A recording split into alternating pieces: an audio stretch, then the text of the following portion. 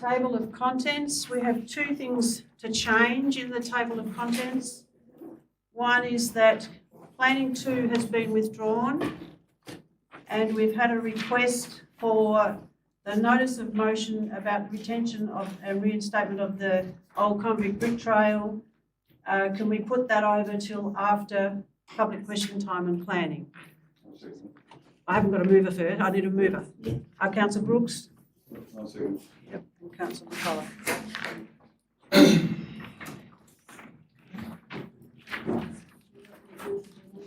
We don't need to have anything else. No, that's it. Okay. I'll put that recommendation. All those in favour? Aye. Against? Carried.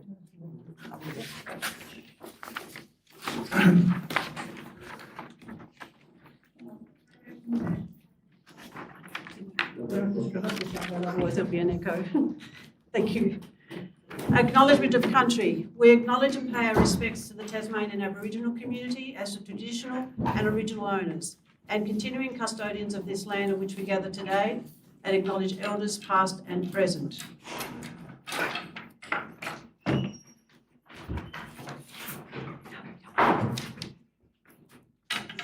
Declarations of interest. Do we have any councillors with declarations of interest? Councillor Terrett. Open Council 5.3.2, claims of outstanding court costs at non-pecuniary. Item Open Council 14.1, recovery of council costs in Supreme Court proceedings, non-pecuniary. Non-pecuniary 14.2, securing Perth Police Station for community hub. That's again a non-pecuniary. Closed council pecuniary 3.5.1, dispute resolution. Councillor Terrett against the General Manager. Open Council 5.5.2 in the minutes. Code of Conduct Determination Report, Councillor Terrett versus Councillor Lambert. Anybody else? Councillor If Andrews. it comes up, closed council information items 5.3, the one that has 23rd of the 6th, 2025 decided. There's a couple of 5.3s. It's concerning the Longford Historic Motorsport Museum. Anybody else? Okay, I have got in Open Council 5.3.2, question 1 in 5.4 and 14.1.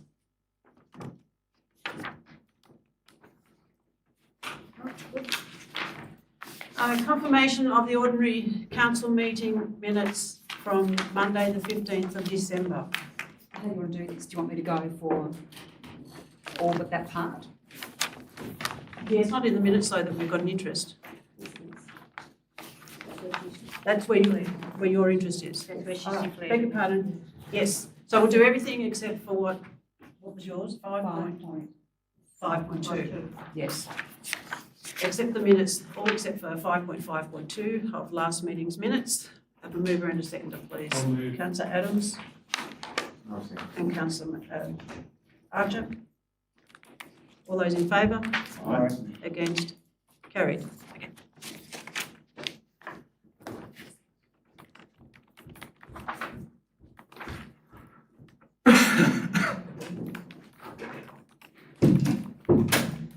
Okay, I need a mover and a seconder, please, that we accept the minutes 5.5.2 of the last meeting's minutes. Councillor Adams and Councillor Archer. All those in favour? Against? Carried. Go back to this.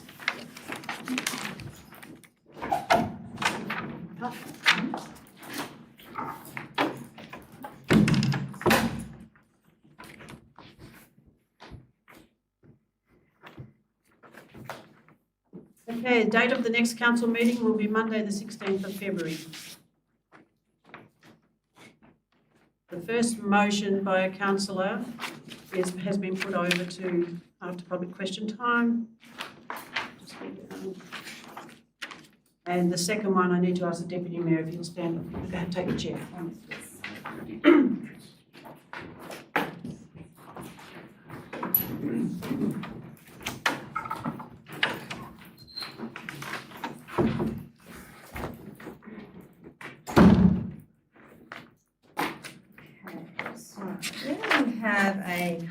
motion on notice by Councillor Councillor Andrews. And the motion is retention and reading of convict recon. That one's been held over. My apologies. We'll move to the correct one.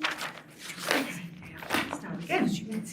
Councillor Andrews, motion, notice of motion, claims outstanding Supreme Court proceedings and costs. Councillor Andrews, do you want to move your motion? McCullers Is has a it question. Councillor Andrews' motion, or is it a motion that was from the general meeting? This is a notice of motion, claims of outstanding Supreme Court costs, and it's a motion from Councillor Andrews. Would you like me to read it out? Yeah, I would. So can I just get this very clear? Well, I need to ask Councillor Andrews first, which motion, are you going with your motion or the officer's recommendation? I'm going to go with the officer's recommendation because it's just the same as mine, but it's actually set out and it's more clear. Okay, thank you for that clarification. So, do you still want me to read it out? Please. Yep, okay. So officer's recommendation that the council, in the event of the council agreeing to go ahead with an investigation into claims of outstanding defamation costs called for at the council's annual general meeting on December 15th, 2025, requests an investigation which includes A, all matters leading up to the defamation case commenced in 2019, including why it occurred, and B, that the council acted in good faith and with legal advice to proceed down this path. So do I have a seconder for Councillor Andrews' motion?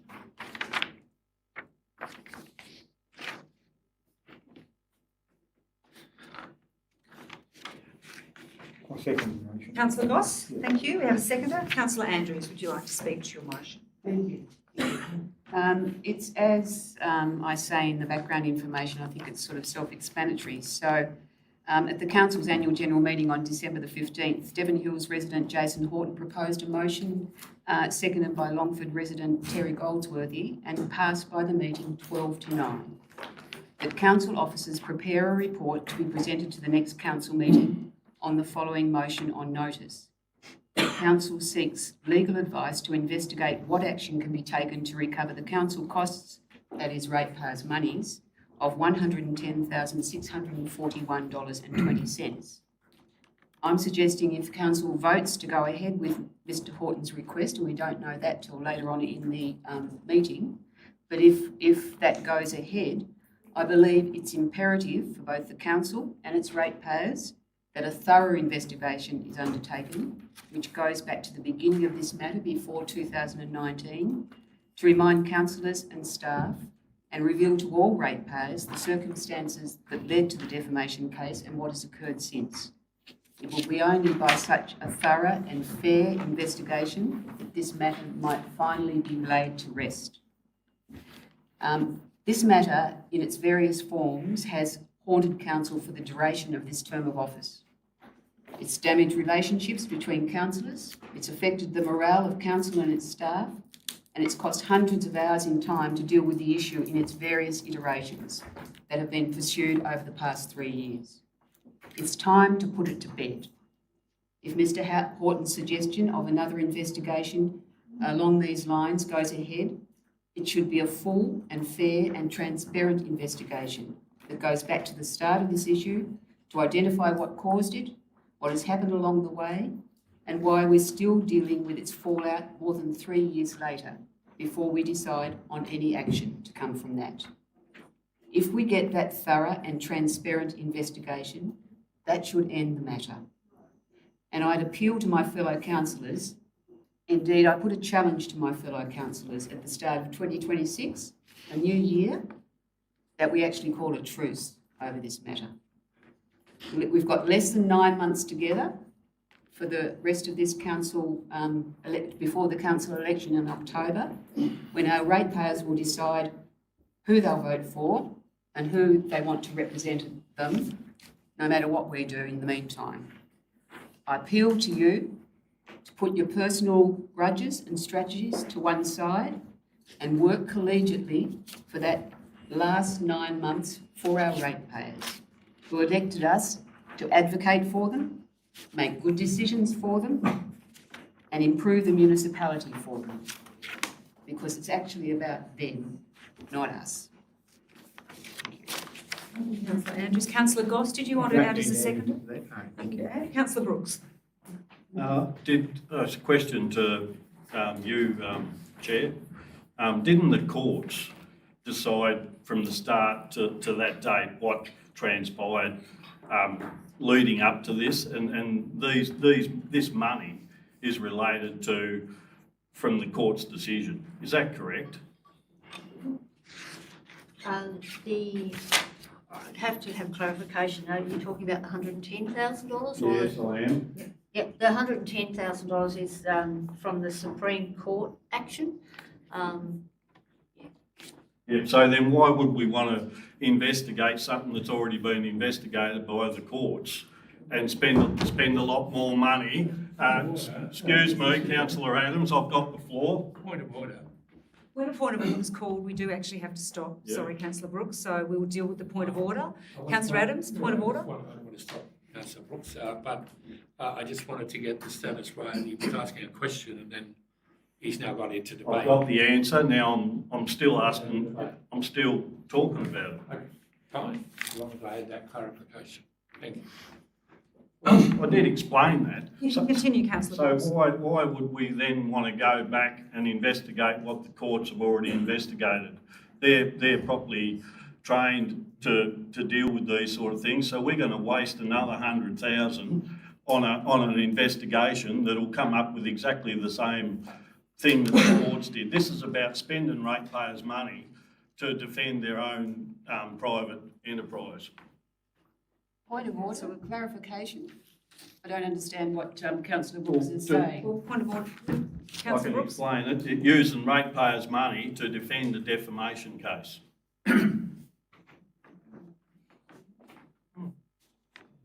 Councillor Archer. Look, I can't support the motion because I think we're putting the cart before the horse here. The Supreme Court made a decision. Certain payments have been made, and the council, after Mr. Horton's request at the AGM, had an investigation in whether the remaining funds were required to be paid by the General Manager and the Mayor. That advice is that it is not required to be paid. That is the current situation. If councillors want to move a separate motion for the next meeting, move it. But at this stage, we're having no investigation into it until the council decides they will not take notice of that legal advice. I'm not going to hear people's comments. I respect legal advice as I see it at the time. And at this stage, I've been advised the $110,000 is not required to be paid. And at that stage, that's why I do not think we need an investigation. If the council decides to go further and spend money on investigation, I would happily support Councillor Andrews' motion as she put it today. At this stage, I think it is unnecessary and we should just move on and solve the issue, if necessary, at the February meeting, and if necessary, get more legal advice before that meeting. Thank you. Thank you, Councillor Archer. Are there any other speakers, I'd Councillor? like to foreshadow a motion that we just pursue the $110,000 without any investigation and let the judicial system take care of it in an orderly manner. That way we're not having arguments around the table. I find it interesting that after 3.5 years, my fellow councillor Andrews wants a truce after her putting forward a motion to water down the investigation we wanted after the first 6 months. Very interesting. But anyway, after three and 3/4 years, we want to have a truce. I'm not sure that's going to be achievable. We've put the olive branch out several times, and now when it's 6 months out from the council, now when it's 6 months out. Thank you, Councillor. I've got the floor. Councillor Andrews. I remind you, I've- Councillor Andrews. Now when we're 6 months out from election and Councillor Andrews may struggle to get back in, she wants a Point of truce. order. I'm just making a comment. So anyway, Yeah, I so think it's an inappropriate- I you would don't like to insult foreshadow fellow a councillors motion. in I'd this like to case. foreshadow a motion that council pursue the $110,000 odd from the Mayor and General Manager.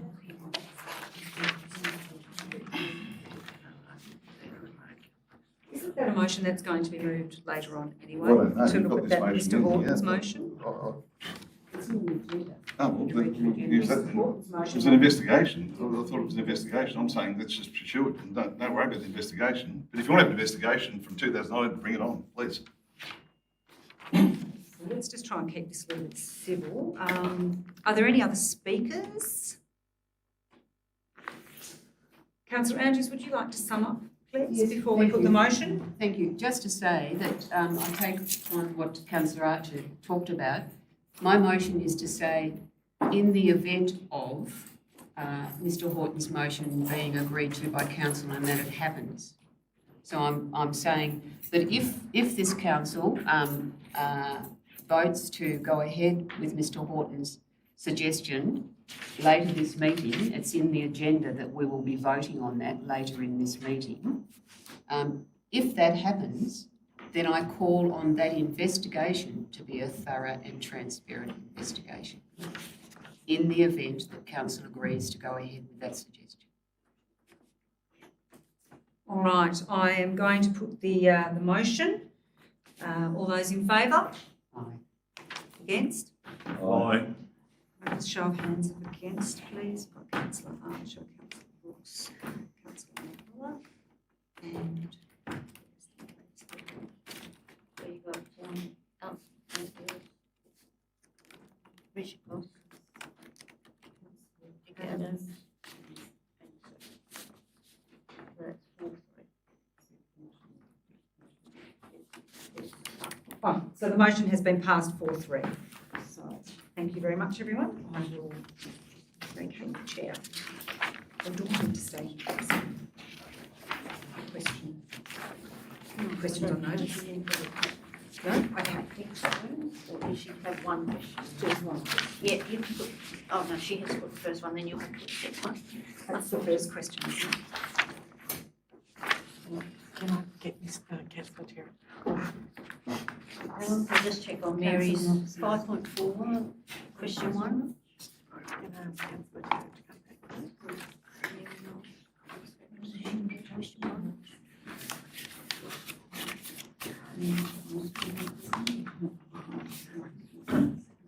Yep. That would say it'd be question 1. Okay. Sorry, we're just getting some clarification there. We're just, yes, just bring councillor Terrett back into the room, make sure we get these technicalities correct.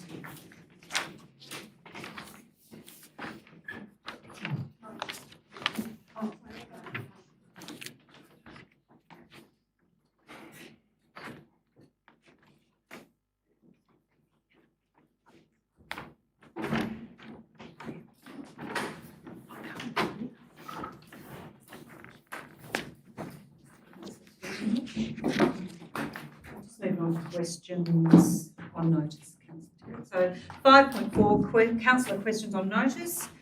We have a number of questions from councillor Terrett. I'm dealing with the first one, which is which councillors and or officers made the decision not to pursue the council's costs in relation to the Supreme Court action? Who made the decision and what was the reasoning for not recovering this amount? That's the question, and the answer, it has been answered by council there. We just need to receive that. Do we need to move? Well, you'll have to do them separately because the next one. So can I have a mover to receive question 1? Thank you, councillor Goss. A seconder for that. Thank you, councillor Archer. All those in favour? Aye. Against? Carried. Thank you. Now we'll do the other one. Get the mayor in for the other ones. So I'll be joking. Yeah. Come back in. So that's question 2. Thank you, sorry.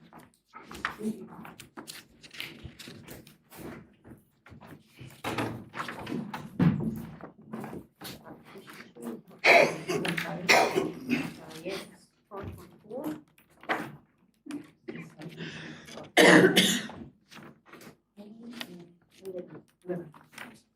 You've voted already. Oh, no, I'll just have to do it this way.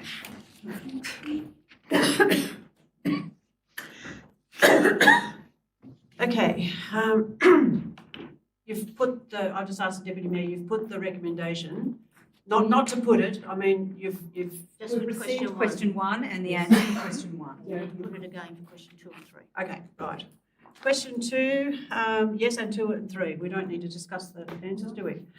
To receive the questions, question 2 and 3, have a mover and a seconder, please. Councillor Goss and Councillor Andrews. All those in favour? Against? Carried. 2 and 3. Council committees, the confirmation of their minutes. Councillor Lambert's moving. Councillor Adams is seconding. All those in favour? Against? Carried. We have no recommendations from the council. Information items. That the open council information items be received. I move in a second and then we can discuss. Councillor McCullough and Councillor Boss. Excuse me, Chair, sorry to interrupt, but is it possible maybe to get a chair for the press who've just come in? Yes, it's supposed to be down there. The present not the back. And yes to the table. Thank you. Sorry to interrupt. Okay, I have a mover and a seconder for the information items. Is there any questions from anybody? Councillor Boss? Just a question about, the Mayor had a meeting with the EPA. Sorry, I can't hear you. The Mayor had a meeting with the EPA about the Longford owner. Just wonder how things are progressing there, about whether we had any answers from EPA or we got any results from, stuff down there, monitoring. We have got another meeting in another week or so. They are continuing with the monitoring. And they're also looking at doing some site visits as well. So we're just waiting on further investigation. Yeah, we haven't received anything conclusive though, have we? Has the monitoring been effective? It has been picking up smells, but yeah, we haven't got the details of those smells and where they're coming from. Councillor Brooks? Can you disclose where the monitoring's taking place, or is that secret? Squirrel. No, I can advise that it's on council property. Location? Union Street. Union Street. It's on Parks Street and Hay Street. Councillor Andrews? Yes, can I ask a couple of questions? The first item in action items, 8.11, we talk about the mill dam and how things are going with that. And it says the last note is that the JBS plant manager acknowledged correspondence and is awaiting advice. Can somebody else tell me what that means? Are we any closer to? They've acknowledged that they've received our letter and they're considering, so we're waiting on their advice. That's probably not written the best way, but yes, we're still waiting for them to come back with a response. Thank you. And on page 22, there's a couple of items there, 15.2 and 7.3.2, where we're still waiting for a response on both of those things from state growth. Isn't it time again on your advice, Acting General Manager, that we asked for the General Manager to seek a meeting with state growth to try and bring a few issues to completion? Well, I was pleased to actually receive a letter this afternoon. That's too late for the agenda, of course. And there is some issues being responded to, and there is some other issues with especially the speed limits that we're still waiting on our traffic engineer to do an investigation on. So I can give council an update at the next workshop, and hopefully we can get a few of those ticked off. So there's actually movement. Terrific. And just the last one, 8.14 youth program update. I just want to bring that to councillors' attention if they haven't already read it. There's the report from our youth officer on what's going on around our municipality is amazing. It's fabulous, and she's to be congratulated. They're doing a very good job, and there's a few programs just starting up in the new year now. So once school goes back, it'll be really revved up. And I know that we're already reaching out that, we get together with Meander Valley Council and Southern Midlands Council to set up programs for our young people, so that's fabulous. Councillor Lambert and then Councillor Brooks. Thank you. I just want to bring to everyone's attention the fact that we've got the showers now operational at Pioneer Park. We've got them at Memorial Hall in Longford and now at Pioneer Park. It's fantastic to see that they are up and going. And that there's been no reported issues so far, so I'm really, really pleased to see that. I'm just curious about how we're advertising that to the very people who will need to be able to access that facility. I know we talked about it before, but I'm just keen to know that we are actually trying to advertise in different ways for those people. Yeah, we've certainly advertised it on Facebook and we have it on our website. But, Through Helping Hand? I think, Helping Hand's been advised. Whether they're actually advertising it, I'm not sure. Maybe a flyer to put on their desk or something. Or I think we need to continue that advertising because not everyone just sees it once or twice, so it needs to be rotated throughout. So I think it's getting more used. which is great. Councillor Brooks. Just a couple of quick ones. The council funded works. There's two there. There's a fire abatement, P. Somerville. I just want to elaborate on what that's for. And then the fire hazard Austral Bricks, Taz, what that was for as well. Are we slashing something in Austral Bricks with a fire hazard, or what's that in relation to? I believe the works manager might be able to correct me, but I believe the Austral Bricks one is hire of our street sweeper to clean up rubbish there. And the Somerville one, which is where we have a fire break and people don't take action to get rid of that fire break, then after a certain time, council will move in and get a contractor to actually slash the work, and then we charge that property owner. The Austral Bricks one, is that rubbish on their property, or is that rubbish around the roadside? I'll refer that to the works manager. He can tell you exactly what it is. It's street sweeping. They actually get out and sweep their yard for dust and everything. So as part of their audit system, they get us in there once a month. So they book us out for 12 months in advance. Head up there at 5 o'clock in the morning, here sweep all their yard. Doesn't say that, Dave. Sorry, I'm not reading it at the It moment. says fire hazard, It's under the wrong Yeah, list. it's actually street Public sweeping. Works. Sweeping hire. and we don't charge them for that. I don't think it lined up quite. It's hard to, yeah. Probably needs lines in between. We do charge for it, yes. Yes. Councillor Adams. Were there any more questions? Okay, I'll put the recommendation. All those in favour? Against? Carried. We've got 1 minute. Before the minute. For public question time. Yeah, just wait. Yeah. So we'll wait a minute to do things properly. Hand out papers while we wait, or?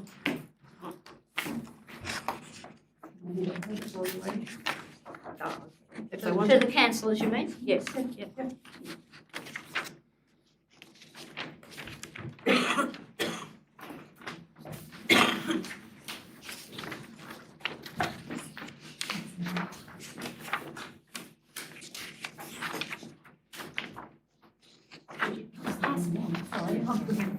Looks the same.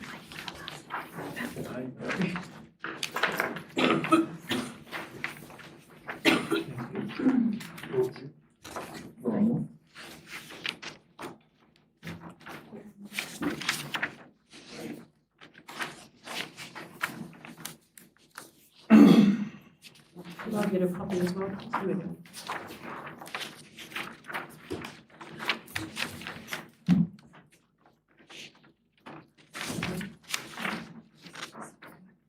Yes, Leanne, thank you.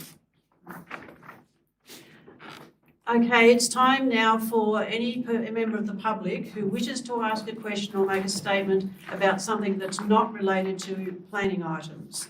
And if there's a lot of people about the same topic, 4 people can speak, 2 who are in favour of whatever we're discussing and 2 who are against. And I will ask, we'll just do the brick trail first. And I'll ask about the brick trail. Councillor. Second amendment, if there's not people speaking against something. Yes, that's what I'm going to ask now. I was going to ask councillors if there's nobody speaking for the project, and all speakers wish to speak against the project, then are councillors happy if 4 people speak against? Right. Councillor McCullough's moved that and Councillor Lambert seconded. I'll put that motion. All those in favour? Against? Carried. So now you'll need to choose amongst yourselves if 4 people want to speak about the Brick Trail project. Should we choose them now before we start? Yes, yes. So will you go second? All we need is names and the town you come from. Okay, so should I start speaking? Yes. Yep.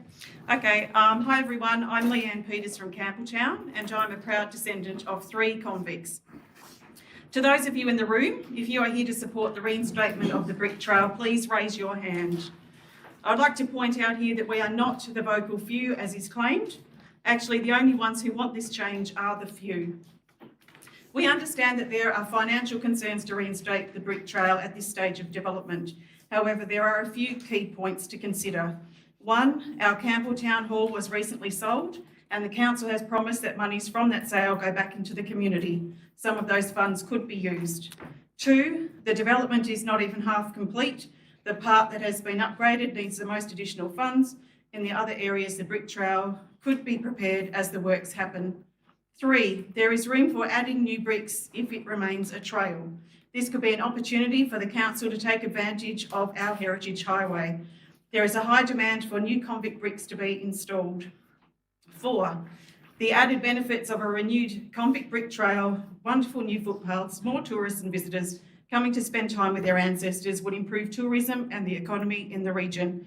And 5, the maintenance of the bricks is only likely to be weeding. Convict descendants from all around Australia paid for these bricks. Even on the council's website, it states that this was a private enterprise. It was endorsed and opened by the council at the time. To not involve the key stakeholders in any consultation, discussion, or even notification about the changes is inconsiderate.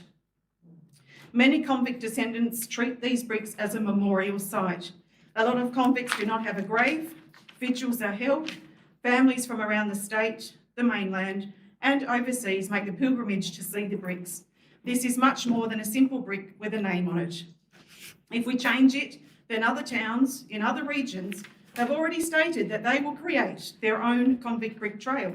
This will be devastating for our town and the Northern Midlands. I ask you please to refer to the document that I put out in front of you. That's a Campbelltown Streetscape FAQ. It was released in March 2025 and you can find it on the website easily. So at the top of page 3, it says, what community consultation was completed to inform this project? The Campbelltown Streetscaping Project was delivered in line with the Campbelltown Urban Design and Development Strategy, May 2017. That's the front page. There's a link to it in the FAQ or online. So this is the only place I could find where a consultation about the brick trail actually occurred.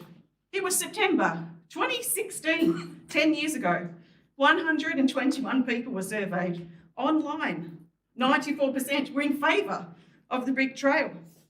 It is also noted that on 2 occasions in this report that it was recommended to extend the convict brick trail, which as a side note is not possible unless it remains a continuous trail. No, Leanne, you've got 10 seconds left. You've got 3 minutes for every Can I speaker. request? Yes, you can. Second.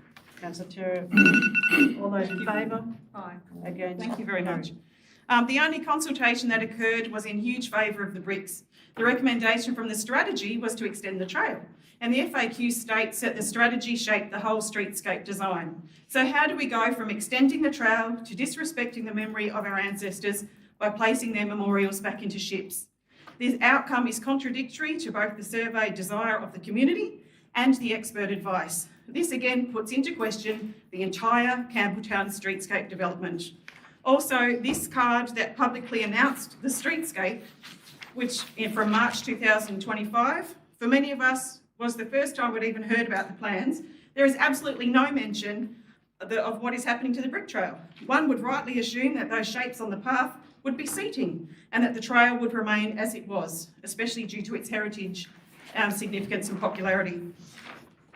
The heroic people that built the first churches, schools and community buildings in the area while establishing farms to feed a nation and fighting to survive in a hostile and unforgiving environment.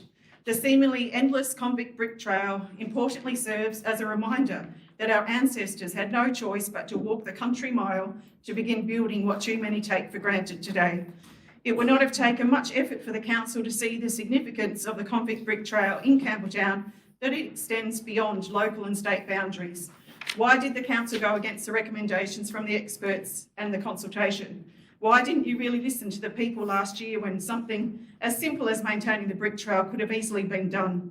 Why do you seem disinterested in expanding our popular trail as recommended? Why weren't you transparent about the planned fate of the convict trail right from the start? Why didn't you speak with key stakeholders on this matter? Don't put our convict ancestors into bricks. Please reinstate the convict brick trail because it is the right and moral thing to do. Thank you. Yeah.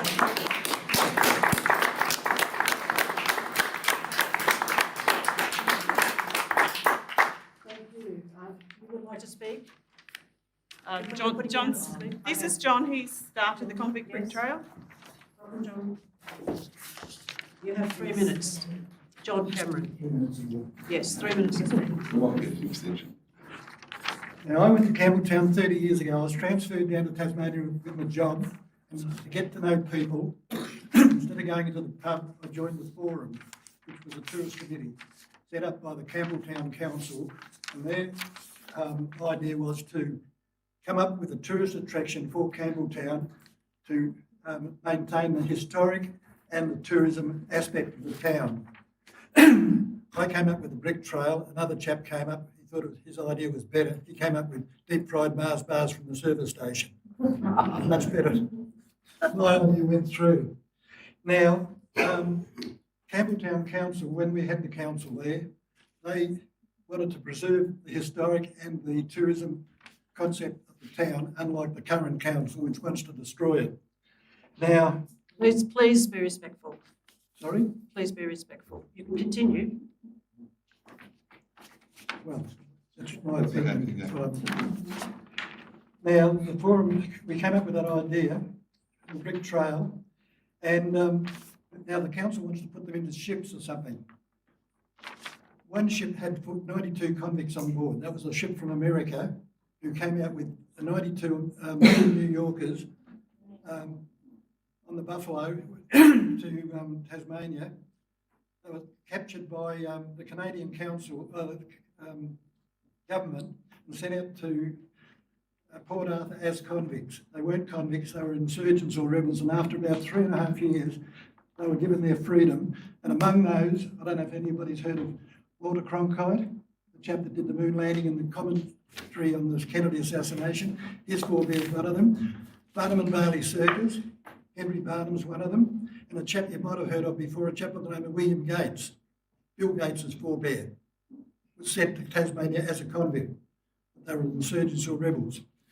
Now, after 3.5 years, they was given their freedom and allowed to go back. 70 of them went back. Half a dozen or so stayed, married convict women. Another half dozen had died, and half a dozen or so escaped and got onto American whalers, never to be seen again. Now, the convict brick trail, as Leanne just said, was to commemorate a lot of the convicts died out on farms, on sides of roads or whatever, and they just buried wherever they dropped. And none of them had memorials or anything, and their descendants wanted to get bricks made for them and put into the trail. Now, I've got a folder here of the applications. This is one of 8 folders, applications of people who had convicts for the trail. There's an 11-year-old girl outside. Your time's just about up, so you're moving to extend, and Councillor Terrence. An 11-year-old girl. You have 3 minutes now. Outside my gateway, Mary Wade. She came out on the Lady Juliana, the second fleet into Sydney, and she is the great-great-great-great-great-grandmother of ex-Prime Minister Kevin Rudd. And being apolitical, there's another brick in the path, which I think has just been pulled up, thank you, Council, of another Prime Minister, John Howard, his forebear. Now, Bill Gates has been sent a letter, I'm sure we'll hear from him. Kevin Rudd didn't want to know about it while he was Prime Minister, but he's now taken a bit of interest in the whole thing. And John Howard, no doubt, has taken interest in it too. I had 3 young blokes on the dole who were layabouts and spent most of their time in the pub drinking and smoking weed. I gave them a job, and they spent 8 hours a day making, laying, sandblasting the bricks, putting them in properly. The bricks that have been taken up by the council and put on the corner of Queen Street have been put into a block of 50, and whoever put them in has got 49 the right way, and one of them's upside down, and so you've got to go around the other side to read it. I don't know how that's happened. And just as an afterthought, he's got the cement dust, he's put cement all over the brick. When it's rained, all the lettering, which was sandblasted, has built up with cement and set hard, and you can't read them. Thank you, Council. Those 3 blokes, I shouldn't be saying this, but one of them, when your council representative, who was sent down as chairman of our tourist committee, the forum, who was dead against the project right from the start because he had a convict ancestor, and I told him so in front of... I just hope you're going to be respectful, please. Sorry? Please be respectful about, you're talking about people. Yes, there you go. Yet. I know, I'm just asking, please be respectful when you're talking about Not people. mentioning any names, but it was a member of the council who was sent down as chairman of the committee. He was dead against it right from the start, and he was the person who, when I cut the path myself personally between Cocoa Blue and the hospital, put some more bricks in. The council put a car park in, broke the pavement, relayed it, and when I said to him, when are you going to recut the path, he said, it's your job to do it, not mine. I said, I've done it myself, and he said, no, you haven't. Anyway, that went on from there, and I said to each of the people who paid for their bricks, about at that stage about 100 of them, that they were to ring the council and write them a letter, drive them nuts, which they obviously did, because he came in about 3 or 4 weeks later with a stack of letters like that and said these people want their bricks in. And I said, I'll put the bricks in when you cut the path. He said, it's not our job to cut it, it's your job. I said, I've done it once. He said, no, you haven't. Yes, I have. That's your time now, I'm afraid. You've had your time. Thank you.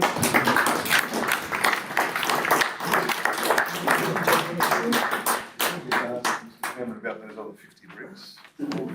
At some stage, not necessarily now, but later in the evening. You've got another 50 bricks apparently. We'll just, that will come up, the back to acting that, general John. manager will speak about that to Mr Cameron Thank you. privately.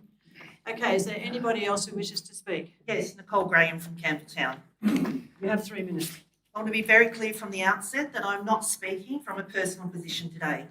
What I am presenting is a coalition of comments, concerned, lived experience, and with endorsement and direct feedback from many community members, including families who have paid for convict bricks, descendants of convicts, local business owners, historians, and people deeply invested in Campbelltown's future and history. The convict brick trail is currently and consistently Campbelltown's #1 tourist attraction. Not occasionally, but consistently over many years, and it remains so today. It is the primary reason many visitors stop in Campbelltown or at all. They specifically want to walk the convict brick trail. And for many others who arrive without prior knowledge of it, they discover it unexpectedly, and it becomes a highlight, an educational experience, and a meaningful journey. The word trail matters. This attraction is not simply about bricks in a footpath. It is a powerful education tool, a memorial, and a unique historical experience that exists nowhere else in Australia in its form. It tells real human stories, one brick at a time. Stories of men, women, and children forcibly removed from their homelands, many of whom endured horrific journeys, sufferings, and deaths aboard ships that brought them here. That is why the original vision, conceived and driven by John Cameron, who deserves recognition and thanks, was a trail. A trail that encourages people to walk, read, pause, reflect and follow history along the length of Campbelltown, engaging with town as they go. Moving or clustering bricks partially into ships, particularly into shapes, has caused significant distress within the community and among brick owners. For many families, these bricks function like memorial plaques, especially as many convicts have unknown and unmarked grave sites. People come to find a specific name, to remember, and in some cases, to quietly hold moments of ceremonies of remembrance. To relocate them disrespects and diminishes that deeply personal connection. To place them in ship formations is for many profoundly inappropriate, given that the ships themselves were places of trauma, suffering and death. This symbolism has been widely described by community members as distressing and disrespectful, regardless of intent. There is also widespread bewilderment as to why something that is working culturally, educationally and economically would be altered at all. From a practical standpoint, the cost of reinstating the bricks into their original intended format as a trail would be recouped many times over through tourism, education. Excuse me, Councillor McCullough, you're moving for an extension. I have a seconder, Councillor Terrett. You've got all those in favour? Against? Will be recouped many times over through tourism, education, visitation and local economic benefit. The trail teaches people and Tasmanians convict history, and it physically leads them along the main street, past shops, cafes, services and local businesses, encouraging exploration, education, respect and economic activity. In closing, the message from the community is clear.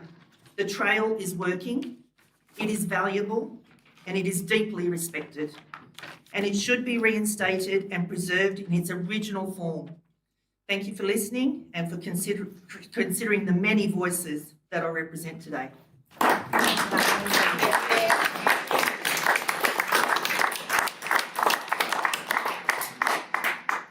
you. Now, is there another person who wishes to speak about the brick trail? Yes? About the brick trail?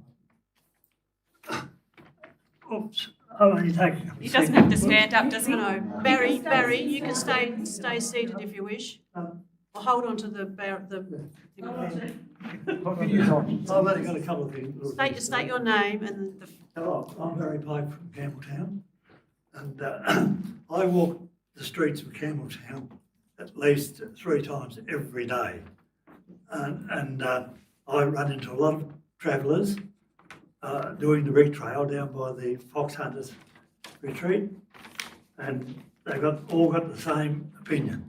If the council go ahead with the ships, they won't call into Campbelltown anymore. They like to stop at the bridge and walk up the street reading the bricks, and most of them have got relatives. Names are there, and they're a bit worried that when they're taken and put into the ships, they'll be lost. The planning of the ships is not a real good idea. One, they've put it in front of a shop door, which if there's 4 or 5 people standing around the ship reading it, nobody can go into the shop. Another one's put right on the boundary of the entrance of the car park to Banjos. If anyone's standing there reading it, a car comes charging out of the Banjos or going in, they'll hit the pedestrian standing there. There seems to be no planning put into these to where they're putting them, and we get the same answer from everybody that we talk to about the ships, and they think it's the worst idea of any council. One group yesterday said they'd like to see Campbelltown move out of the Northern Midlands Council and have a council of their own. I'm sorry about that, but that's just repeating what was told to me by some travellers. And I'm all in favour of the bricks being left there as a trail. Thank you.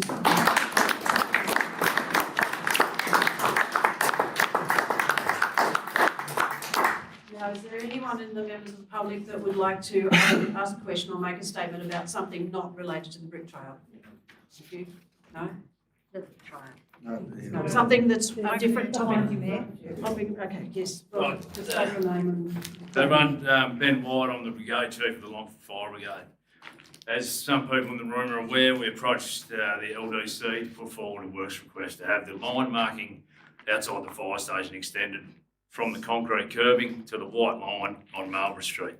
The reason being, it's a heavy traffic area, there are a lot of takeaway shops and that sort of thing, and we consistently have issues with people parking their cars across our appliance bay to the point where we've had to pull trucks out of the station if members are travelling past, flick the lights and sirens on, and sit there and wait for up to 60 seconds at times for people to come running back up the street to move their truck. Now, I know it might seem to a lot of you that don't see the things that we see to be quite insignificant. And it's easy to say that it's a police issue. There is a yellow line on the side of the road, and it's been indicated by workers of council that that line is sufficient enough. I can tell you now from my own experience, it's not sufficient. It's been brought up to me by people in this very room that have witnessed exactly what we're speaking about. We are in the business of community safety. It includes everyone here, Campbelltown abroad. We travel around the municipality and all over the state. It is key to us that we get to incidents as quickly as possible. We're volunteers. We're already at home. We get paid. We travel, road conditions to the station. From the minute we walk in the door of the station, there's a clock on our heads to get to a call. The issue being is if we do pull out and we get, I'll use the structure fire as an issue. We get a bit of information passed through to us that there may be people trapped within a building. Heaven forbid there's a vehicle parked across the front of our appliance bay when that happens. Because I, as the brigade chief, will be forced to make a call as to how we move forward from there. I personally have no qualms with pushing a vehicle out of the way, however, that will be the hill that I will die on. And I will be expected to be aware of the responsibility of that. I can't ask my members to do it, but they feel exactly the same as I do. We have 40 members at the Longford Fire Brigade, many of whom are ratepayers, and we've got support 100% from there. I have support from regional staff. It's been suggested to me that this should be coming from the northern region themselves. And what I can say is this patch I wear on my arm is the very patch that they wear in town, and they have already pledged their full support to me. We get judged on our response times, and we are the ones on the ground that have to explain to people that have lost their houses, that have lost loved ones, people who have been seriously injured in car accidents. We have to console those people, but what we will not do is take responsibility if there are vehicles parked across our appliance bay. I strongly encourage council to get behind us here. We're not asking for a lot. We would just like to see that the yellow lines are extended from the concrete curb out to the white line, directly in front of the appliance bay, and no parking or keep off just put in place. It's not going to stop and fix the whole problem, but I really think a better visual representation of the fact that you can't park there will help. And I believe passers-by, if they see people doing the wrong thing, will then pull people up on it. And I'll stand here now and try not to get emotional. It's getting very frustrating. All we have at the forefront of our minds is community safety. We're here to protect people, and that's why we've got to the point we're here now. I shouldn't have to be taking time. I'm away from the brigade now. I should be training firefighters. And these guys are very much the same. So please, I just urge the council to reconsider. If it wasn't an issue and if we thought the line was sufficient enough, we weren't having problems, I wouldn't be here before you now. Please, me case. I'll keep it as short as I can. These guys may have more to say. But thank you very much for your time. I appreciate it.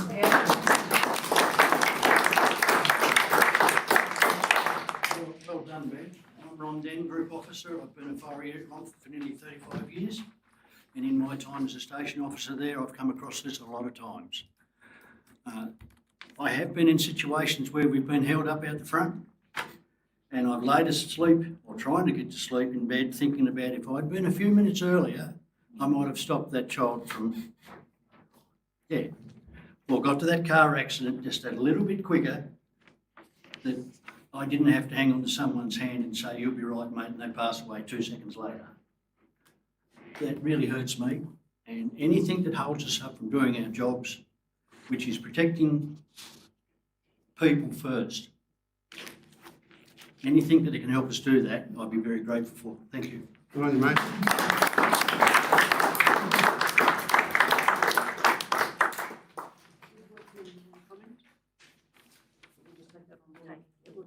want to make sure it's followed up. Is there anybody else? Yes, got something completely different to those topics? Yeah, completely different to those topics. Great. Thanks, everyone. Good afternoon, Mayor, Deputy Mayor, councillors, staff of the North Midlands Council, and members of the public. I'm speaking to you today in relation to what is 14.2 about securing the Perth Police Station for a community hub. Give your name first. Yeah, sorry, my name's Russell Mackenzie. I live in Perth. We'd like to thank the officer for their work and appreciate the time that was put in. And we wholeheartedly agree with the conclusion that was drawn that the proposed Perth Community Hub, and I'm quoting here, would have a highly significant positive impact on the well-being of the residents of Perth, providing an easily accessible local space, offering a platform for social interaction and inclusion, and a place to showcase the cultural heritage of the town to local visitors alike. The recommendation that was made states that the council seeks the assistance of local state members of parliament to obtain an update on the state government's progress towards deciding the future of the Perth Police Station. That's a good aspiration, and I commend you on it, and hopefully you've heard something by now. I had a communication from Guy Barnett's office November 6 last year when they were still trying to work out the boundary issue because the two properties had a boundary issue with one going through the house and that was going to be solved. There's a good chance that the solving of that boundary issue may have come through this council already. They told me they'd keep me up to date. It's great to have information, but what we want is action. We don't need information. We need something to be done. And we don't know yet what the government's trying to do with the property. They're keeping that close to their chest, unfortunately, and they're not telling us, seems like they're not telling you either, but we want a commitment to action. And we're not asking for the council to pay for this property, and when it's running, the community can do that. The community will run this property, the community will maintain it, the community will access grants and funds and make this work. And it will be everything that was stated in the report as a highly significant, not just significant, but highly significant. And we want the council to commit to action, to either go into an agreement with the government to lease the property or to buy the property.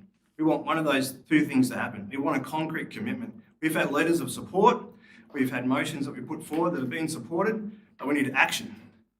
And as we all know, actions speak louder than words, so we want the recommendation to go forward. Yeah, go ask the state members of parliament. But unfortunately, they don't have a lot to say. But I think the council has a bit more power than that to say, we want to do something here, government. What's happening? How can we do something? And that's what we're asking you today, to put your recommendation forward, but what statements can you make to take action that will see this Perth Community Hub be established?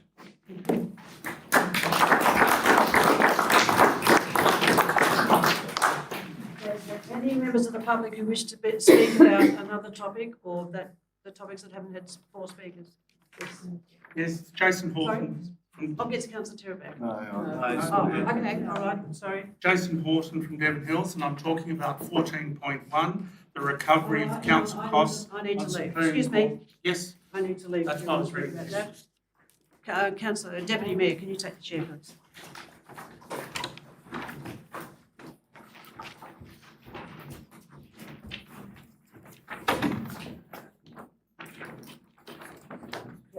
Thank you, Mr. Horton. Okay, under oath, on the 28th of October 2024, Daniel Zeman swore that he was acting on behalf of the Mayor and the General Manager when providing legal advice to the Council meeting on the 26th of October 2020, which encouraged spending ratepayers' money on personal defamation. In other words, Council did not receive independent legal advice prior to spending ratepayers' money on personal defamation. On the 15th of December 2025, Council confirmed in response to a question that the total spent was $246,063.98. However, only a portion of that amount has been repaid. In response to a question without notice at the AGM, Council on record is stated that it was not requested by Council or the Supreme Court to pursue repayment. Initial response from a Council to an RTI request that I made for documentary evidence to support this claim is that none exists. How can a decision over such a large amount of money not be documented? Significant if you're a ratepayer, and we do not pay rates for action that is in breach of the Local Government Act. Included in the Supreme Court orders are the following paragraphs, and I'll paraphrase them. Justice Marshall was concerned that public money was being used for personal use by the council and the mayor.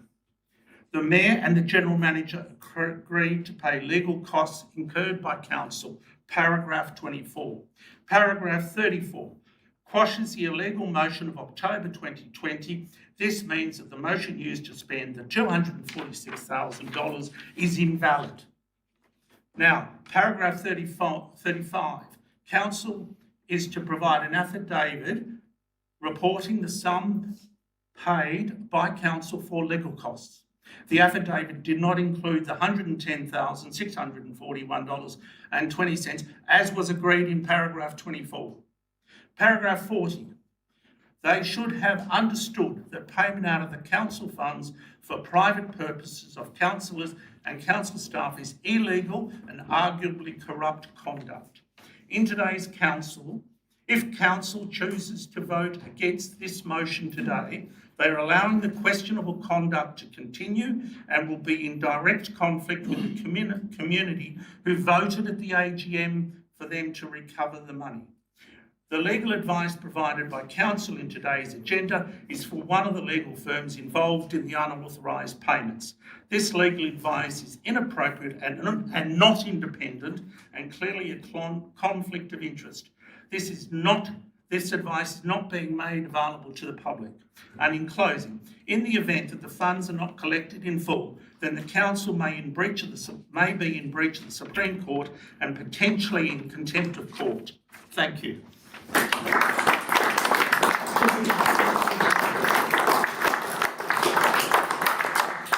Thank you, Ms. Walker. I'll just get one there back. Thank you.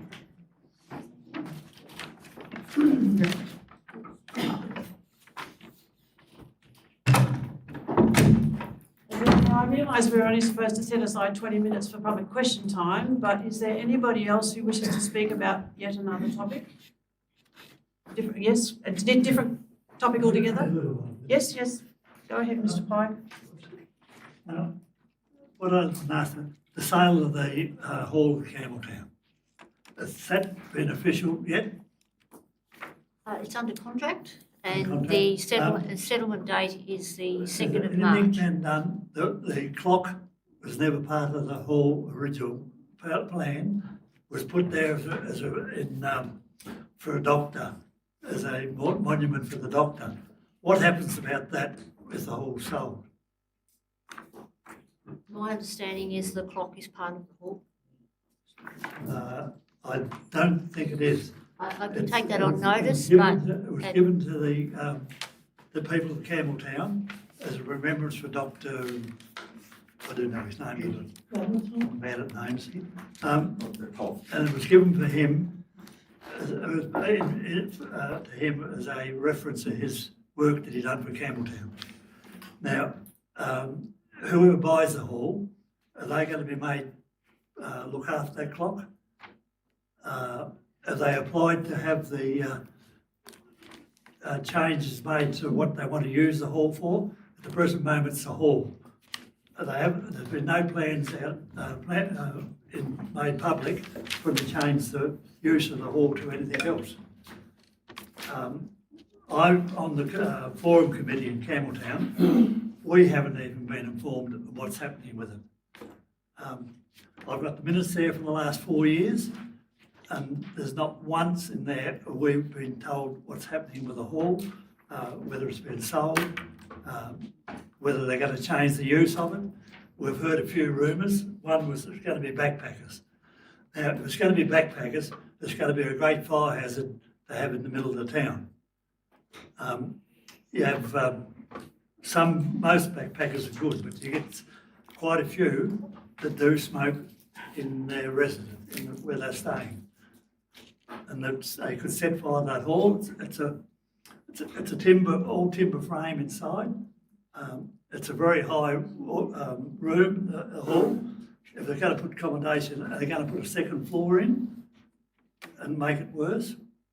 Has the council gone into all these things before they put it on, before they start, except the purchase of it? The town itself has, people there have not been told one word. We've got a notice board on the corner of Queen Street and High Street. There's not been one item put in it of the sale of the hall. I've asked the question a dozen times to different councillors. And the answer we get, we can't tell you. The planning permit, where's the planning permit that they normally have when they sell a building?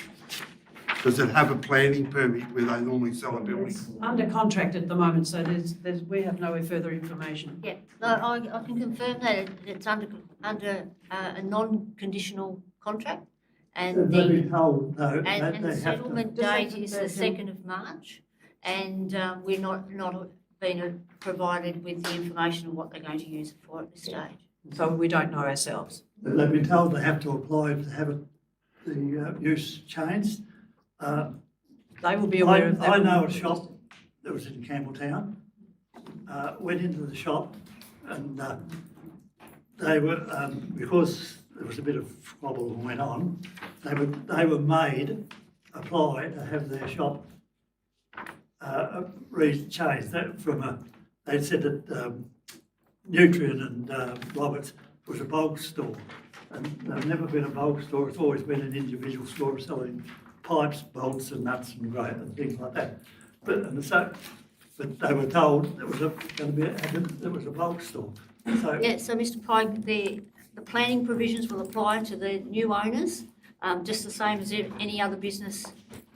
But obviously the town hall has been zoned a certain thing, so if it doesn't apply with that, they will have to. we need to work on getting enough people against it to get it stopped. Thanks. Thank you, Mr Pike. Is there anybody else who wishes to speak about a different topic altogether? Yes, you did? No. See, I thought you said it. All right, we will now move into planning, so we can speak about the planning item. Councillor Lambert and Councillor Goss. All those in favour? Against? Carried. We only have one planning item, the expansion of the extractive pit for sand, 204 Forest Hall Road, Cleveland. Now, is there any member of the public who wishes to speak about that planning item? No? Okay, so we can now move into the planning item. Yes. Planning one. The expansion of the extractive pit, 204 Forest Hall Road, and the recommendation is that the application to develop and use the land at 204 Forest Hall Road, Cleveland, for expansion of extractive pit sand be approved, subject to conditions. Councillor Goss. Recommendation. And Councillor McCullough is seconding. Any discussion? Councillor Goss, do you wish to speak to it? No, I'm fine, thank you. Councillor McCullough? No. Councillor Andrews? Could I just be reminded of what we started to talk about in workshop in terms of what happens at this site about rehabilitation of the land once they've extracted the sand that they need to extract? I believe part of the agreement is that as they work, they have to rehabilitate the land behind them. Is that correct? That's correct. So you'll see that as part of the permit condition, it's in accordance with the EPA Part B, and that contains all of those conditions in terms of rehabilitation and so forth, noting that this is only for an expansion of the area, not the actual amount of sand that's being extracted, and that's subject to a previous planning permit, which has also been referred to the EPA. Any further discussion? I'll put that recommendation. All those in favour? Aye. Against? Carried. We move out of planning. Councillor Lambert and Councillor Goss. All those in favour? Aye. Against? Carried. Okay. What are we going to? Well, we'll go back to the. Oh, okay. Okay. Yes, we'll do the convict brick trail. Which number is that? That is number 5.3, page 9, back at the top. Okay.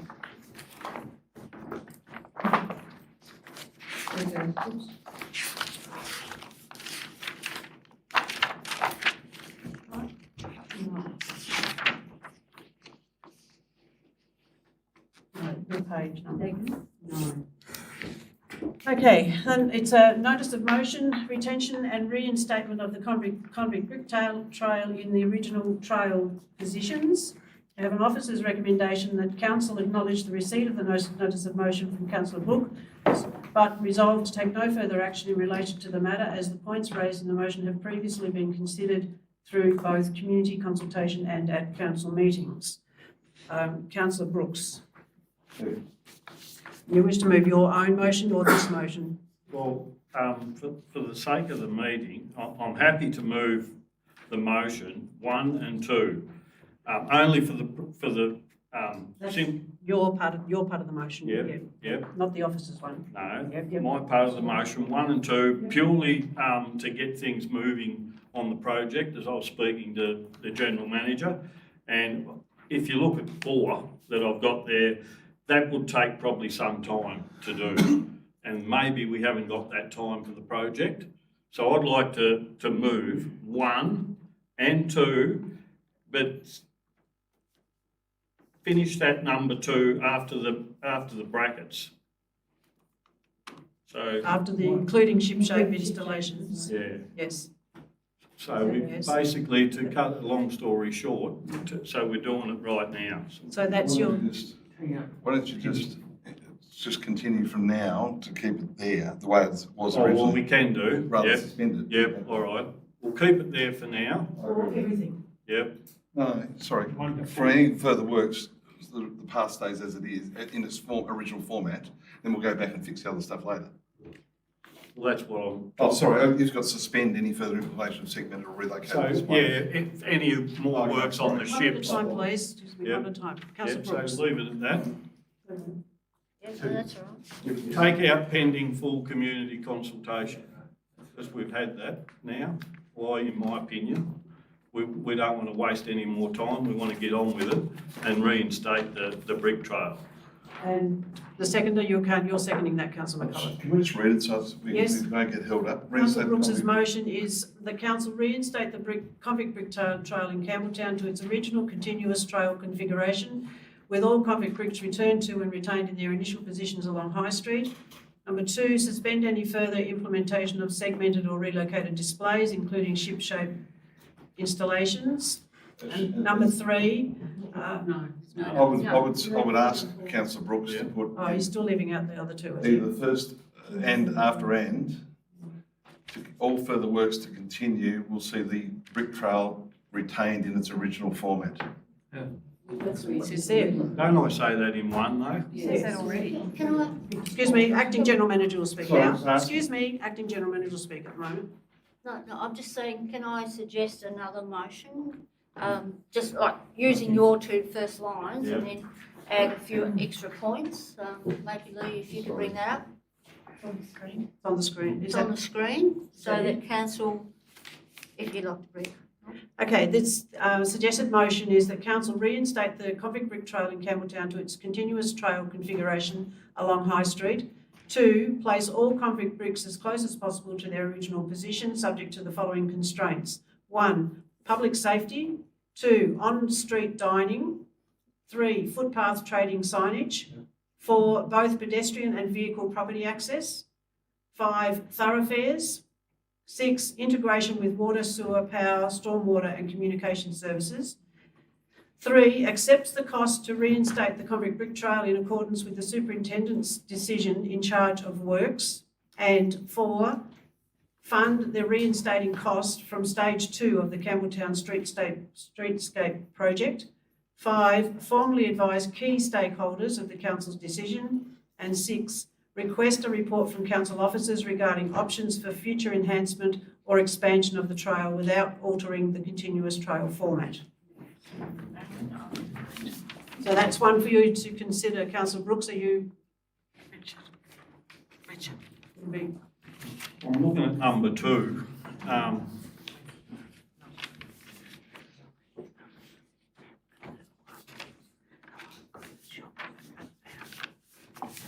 can you elaborate on number 2? When you say place all convict bricks as close as possible to their original position, subject to the following constraints. So are you saying that the trail could be broken at a certain place because you want to have an on-street dining table? Can we put a photo up on the screen which will explain what's meant? There, people can't read those bricks under those tables and chairs, and they're actually getting damaged and spillage on the bricks. So they're not being respected as a brick. So they may have to be brought out a little bit wider or That's whatever. all right, Yep. Can I say something? No, I'm sorry, public question time's Just going to finished. I'm very clarify that sorry, bit. no. Councillor Archer. But actually, we haven't finished this yet. We've got to get Righto, well, happy with that motion. that motion. Righto. So do we have a seconder for that motion? Councillor McCullough? Councillor Brooks, you wish to speak to it? Right, I've got some, Sorry, Brooksy. Just, It's up to Councillor Brooks yeah, to I know, speak I'm to just it. asking something, so I just need to get this right. Can we just go down a little bit? No, back up, the other way. With all convict bricks returned to and retained in their initial positions on High Street, but all further works to retain. You've got to suspend any further implementation, but you haven't actually got further works ongoing, have you? Am I reading that right? It's the second motion. It's not the top one. I just want to be clear. Oh, okay, sorry. Okay, Councillor Brooks. so I've never received as many emails from people in the 14 years I've been on council as what I have over this matter. So it is a fairly emotional issue for Campbelltown, not only Campbelltown residents, but people all around Australia. Many brick owners are descendants of the named convicts whose bricks honour real people, families and pioneer histories. Bricks were laid by families, some now deceased, with pride and intent, often grouping relatives together. Descendants regularly visit the trail with children, grandchildren as a place of remembrance. Brick owners were not notified before bricks were removed. Council was led to believe consultation had occurred, but community members dispute this. The only referenced consultation dates back to 2017, where 94% supported retaining the bricks in their original format. Grouping bricks into ship shapes is widely viewed as offensive and symbolic of retransportation. The redesign ignores the purpose of a trail, a continuous linear journey reflecting the convict experience. Concentrating large numbers of bricks forces people to stand in the middle of the footpath. This creates congestion, safety risks, especially for elderly visitors, families and mobility impaired pedestrians. The original layout kept people to the edge of the footpath and encouraged movement along the street. The convict brick trail is repeatedly described as Campbelltown's #1 attraction. And I think we'd all agree it is Campbelltown's #1 attraction. Visitors intentionally stop, walk sections of the trail and spend time in the town. The redesign diminishes visitor experience and risks reducing tourism appeal. Reinstating the original straight line trail would be simpler, cheaper and less intrusive. If anyone's looked at those, and most people have looked at those boat designs, horrendous. You wouldn't know it was a boat. Excuse me, everyone else needs to keep quiet. The new design still requires cutting into the footpath, undermining claims of reduced work. Thank you. Thank you. Councillor McCullough, do you wish to speak? Yeah, I've only been on council's term, so I can't say that, Brooksy, but I've had 20 plus emails around this matter. Some people from Campbelltown have been up here 3 times, so the matter is serious. I don't think the convict trail was considered as part of the streetscape works from what I've seen. The brochure put out didn't really consider it, but tonight speaks volumes of where the actual trail's at in the eyes and parts of the Campbelltown people. It's something that is fairly sacrilegious. So I think that irrespective of the cost, council have erred, and we need to reverse the decision, and we need to give the people of Campbelltown their number one tourist attraction back.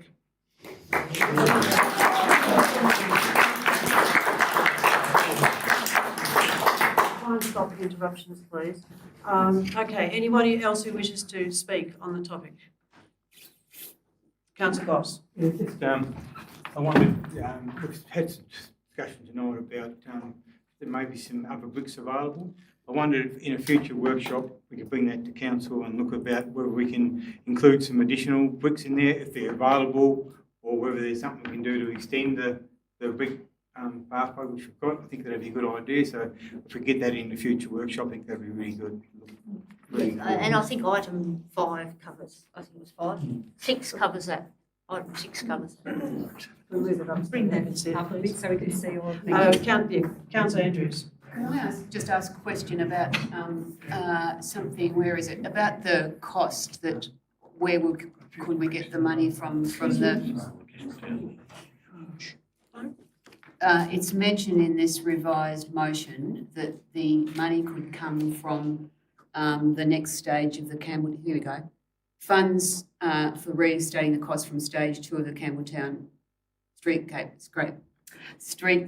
project. Could the acting general manager maybe explain that?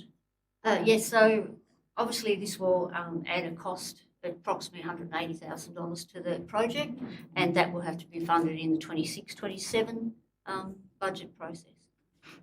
So will that come out of the future Main Street project? Well, stage 3 or whatever? Hopefully not, but that's something that council will have to consider at the budget, at its budget considerations for the next year. So obviously you can reduce the what you intend to do, or you can find funds from, I think there's been a suggestion of the town hall at sale, or something else. So. Councillor Terrett. I think a lot's been said, so I'll be very quick. This is only stage 1 of this process, and shortly we'll be going into stage 2 of the Campbelltown streetscape. And I seek that the residents have a say in stage 2, which is from King Street down to the Red Bridge, and that there is input. When this first went up, and I supported this originally, I did so on the understanding there wasn't the concern out there. I was wrong, and I'm pleased that now the council is proposing to rectify that. The street convict trail, I can go through the history of convict transportation, but it is, unlike all generalised memorials, this is a personalised trail. It lets people walk the journey that the convicts did. Many of those have been not memorialised. They were the people who contributed to Tasmania.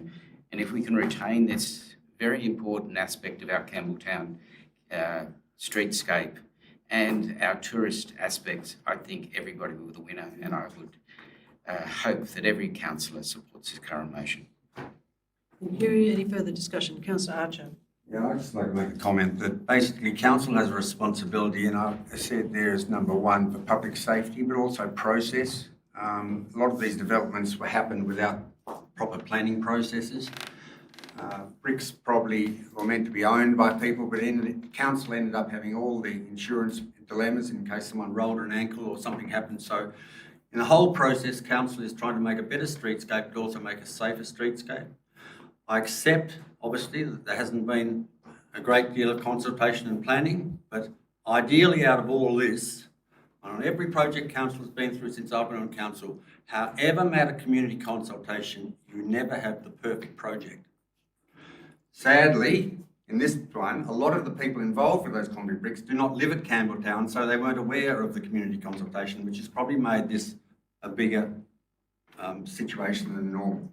But I'd just like to say that basically council has a lot of issues to do with the street, on-street dining and these kind of things, and luckily, hopefully, we'll find the money to make the project better for you. But please consult, because basically that's the problem at the moment. We cannot have the perfect consultation method, and it's been a problem on every project we've done. So thank you all for coming along. Any further discussion? Councillor Adams. Yes, thank you, Mayor. I think there was some legality issues in regard to bricks being broken and who was responsible when they were in the council footpath. So those things need to be sorted out. We need to get those things right. Public safety. So this motion covers most of the things that I think we need to. The issue of being very close to the windows and the doorways, that issue needs to be addressed as well. And it's a wonderful trail, and it's a wonderful concept, and John Cameron should be recognised for that. And he knows me from a long time ago. And so we need to make sure that we get it right, and consultation will be one of those. But it's also about those issues that haven't been looked at in the past that needs to be, because it is a public throughfare. If somebody trips on a brick that's been cracked, council has to wear that, and so we need to make sure we get those things sorted in a proper way.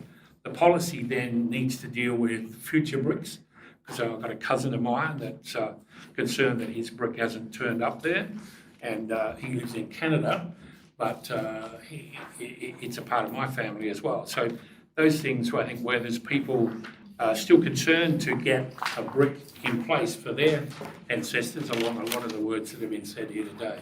So I'll support the motion. I think it covers enough for us to get all those issues covered. Any further discussion? Councillor Brooks, do you wish to sum up? Yeah, I'll sum up. Yeah. So what we've heard from the community is not casual feedback or resistance to change. It's deep personal generation concern from people whose families are literally named in that trail. We've had descendants of convicts who laid those bricks decades ago, some now deceased, who were never notified their memorials would be removed. Councillor Archer speaks about consultation, but they were never consulted with anything. Rearranged or symbolically regrouped, that alone should give every one of us to pause. We were told consultation had occurred. The evidence before us says otherwise. Where consultation did occur in 2017, we've also been told 94% of respondents wanted bricks retained in their original form. That's not ambiguous, that is not divided opinion, that is overwhelming support for the trail to be retained what we've already got. The convict brick trail is not just bricks in pavement, it's a trail, a linear journey that reflects history, movement and remembrance. Breaking into clusters fundamentally destroys its meaning. The so-called ship shapes have been described repeatedly by the community as disrespectful. Many descendants see this as symbolically placing their ancestors back into the ships, something they had no choice in the first time. There are also very real practical consequences. By grouping bricks together, people are forced to stand in the middle of the footpath, read them and photograph them. As we saw outside Banjo's, if that was the case, it would be very dangerous. This creates congestion and safety issues. The original trail allows people to move along the edge of the trail, naturally flowing with the street, and also discovering new businesses that might pop up along the trail that they may want to go into and have a cup of coffee or buy some lollies or buy some crafts. From a tourism perspective, the message is clear. Visitors stop in Campbelltown specifically to walk the trail. It's widely regarded as the town's #1 attraction. Families deliberately walk sections of it as they travel north or south. We are not enhancing that experience. We would be diminishing it if we never retained it. And finally, the cost. We've got the Campbelltown Hall, we've got a contract on the Campbelltown Hall. I very much think that money would stay in the community of Campbelltown. So we've got that money to do that. Money's not an issue. Reinstating the original straight line trail is simpler, cheaper and more logical. The new design still requires cutting into the footpath, so arguments about reduced work simply don't stack up. Councillors, this is not about resisting progress. This is about listening when we get it wrong and fixing it up when we get it wrong. We have an opportunity tonight to restore that trust, respect heritage and honour the people whose lives quite literally built this municipality. I strongly urge Council to vote to reinstate the convict brick trail in its original format. Thank you. Well said. Thank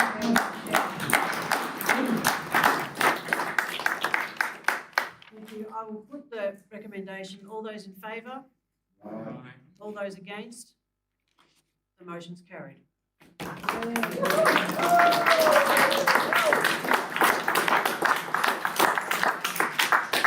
We now move to Development Services, the monthly report.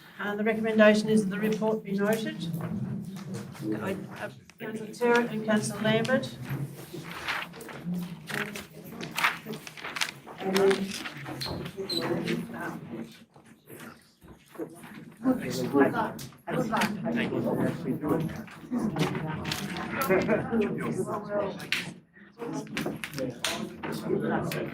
Inquiries issued to a workshop. Yeah, we'll bring that back. No, your issue will certainly be looked at. It's a state road and Don't say that. control, but they'll make sure that's. Yes, yes. Do you want to write a letter to the council explaining everything? Yeah. That's a good idea. Write to the acting duty. Where are we? We're up. Thank you. 13.1. And we have a mover and a seconder. It's the monthly report.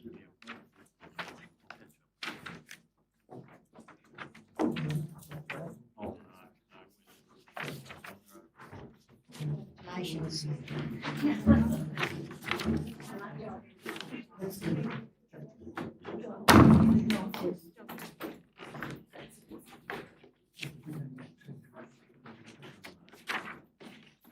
Okay, any questions about the monthly report?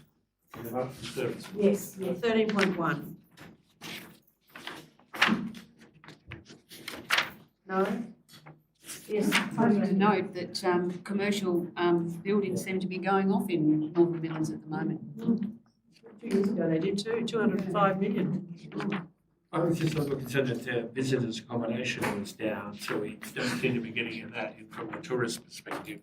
So I think something that we should think about, maybe why that is so. Airbnbs. Caravans and campervans. Caravans and everything. No child that we've never had. Any further questions about the monthly report?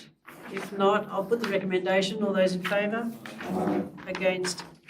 Carried. 13.2 is a policy deletion, the licensing of stakeholders and curbside vendors. The recommendation put by the officers is that council delete the policy licensing of stallholders and curbside vendors from the Northern Midlands Council Policy Manual due to it being superseded by the footpath trading bylaw. Councillor Goss, you're moving that? And Councillor Andrews is seconding. Councillor Goss, do you wish to speak to it? No, thank you. Councillor Andrews? Sounds like a very practical thing to do. Any Yes, Councillor Adams. It's fine enough policy in the sense that we've changed the wordage of the process, so. Yes. No further questions. I'll put the recommendation. All those in favour? Against? Carried. And I'll ask the Deputy Mayor if you can take the chair, please, for 14.1.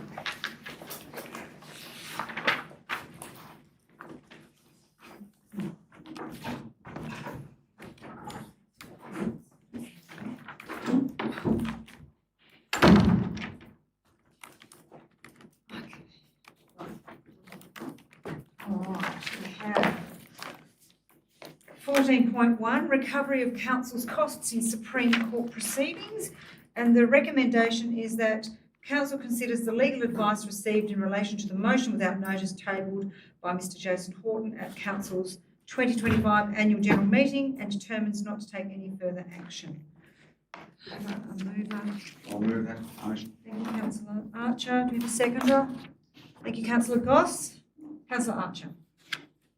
Yes, I think in this situation, we're asked for a report. We've got a legal report, advice, if you'd like to call it that. If that advice is considered to be correct, which I have no reason to say otherwise, I support that at this stage we do not take any further action. If there is any other information comes to light or a second opinion is provided by somebody else, I'm happy to look at it again at another meeting. I'll just say the decision made by the council 4 or 5 years ago was made by the council, I believe, in good faith, even though it's proven to be legally incorrect. But in saying that, not every cost the council from that action is necessarily has to be borne, in my opinion, by the General Manager and the Mayor, and I think the advice we received has said that. Those might have differing opinions, but as I said, I'm happy to accept the legal advice. Thank you, Councillor Archer. Councillor Goss? Yeah, I accept the legal advice as well. She's there quite clearly. That's all I add. Thank you. Thank you, Councillor Goss. Are there any other speakers? Councillor McCullough. I'm quite astounded that the minutes of that meeting at 5 years ago, the minutes were destroyed. So, as the Supreme Court judge said, the Mayor and the General Manager ought and should have known better to what they were up to, what their antics were and what they were doing. And they failed on every test. They have run up costs that the ratepayers sitting here tonight and outside in the community have had to bear because of what they did. They are the responsible people. They are the people that should pay, not the ratepayers. So sitting here saying there's legal advice, there's legal advice can be given as you want it to be given by instructing the solicitor, say, and asking the question in a certain manner. Point of And asking Thank you. I'll stop there. I'll stop. Councillor Andrews is a point of order. Thank you. Your point of order. Councillor McCullough, we have a point of order. It's a slur against the council officers that went to get that legal advice and obtained it fairly and on the instruction of councillors. You're insulting the council staff. Are you prepared to withdraw that? No. Councillor McCullough? No, I'm saying, and I'll reword it, is probably a better way of doing it. That's probably a good way to go. Yes, thank you. The position of a solicitor can be determined by the instructions given. So I'm quite a successful business person. I do it all the time. So I'm not stating or slurring anybody. I'm telling you how the position is. So Point of order. That is your opinion. That's my opinion. I'm speaking. You're still insulting the staff. I'm speaking. by making that statement. I'm not speaking to anybody. Thank You keep interrupting because you haven't got anything to say. McCullough, excuse me. And Councillor Andrews, Councillor McCullough, if you do not stop bickering, I will suspend this meeting. You can't just call a point of order for nothing. Councillor Brooks, there has been a point of order. Councillor McCullough is trying to explain. Councillor Andrews has butted in again. I'm butting in now to say that we will speak respectfully in this chamber. And if that can't happen, I will suspend this meeting until such time as people can control their emotions. Now I will ask Councillor McCullough to quickly sum up what he's trying to say so we can get some other councillors to speak if they so wish to. But I do just need to clarify one point that you mentioned earlier on, and Ms Bricknell, Acting General Manager, has just mentioned. The minutes were not destroyed from that meeting. The audio recording was destroyed. It was mentioned in the Supreme Court, and it was say if you want a contempt of court, go for it. I'll answer. Can I get Ms Bricknell to? No, Ms Bricknell, thank you too. My understanding is that the minutes are definitely available. That's correct. Yeah. I didn't say that. But The audio, the audio. Can you let Ms Bricknell Yes. finish? but Thank you. prior to considering the matter at that time, the council decided that they would allow the recording for minute taking only, and then it was to be registered. Which in my opinion, which I'm allowed to have unfortunately for others, is there's antics going on. Why would you want the minutes of a meeting to be destroyed? The Why? minutes, you said the minutes. Oh, sorry, the audio recording. Why would you want the audio recording I destroyed? think Ms Bricknell But anyway, explained. moving Ms on. Bricknell explained the reason Moving why on. that happened. Moving So on. can you move on, please? I am. Moving on. The Northern Midlands Council and the ratepayers have had nothing to do with that. And why should they foot the bill and wear the bill for people that just wanted to go after me and use it against as a motion to get against me and as a legal tool to shut me up? There's no reason they should have done that. So pay the money back and then we'll all shut up. Full stop. Thank you, Councillor McCulloch. Do we have any other speakers? Councillor Yeah, I Adams? just wish to deal with this issue of the audio. The audio in every occasion, on all the minutes, the recording of the minutes, the audio was kept for a short time for the minute taker to make sure they got it accurate. It was always, they were always taken out. They were never kept. They weren't a record of council. So this political argument that's being put is quite dishonest, very dishonest. And so that was the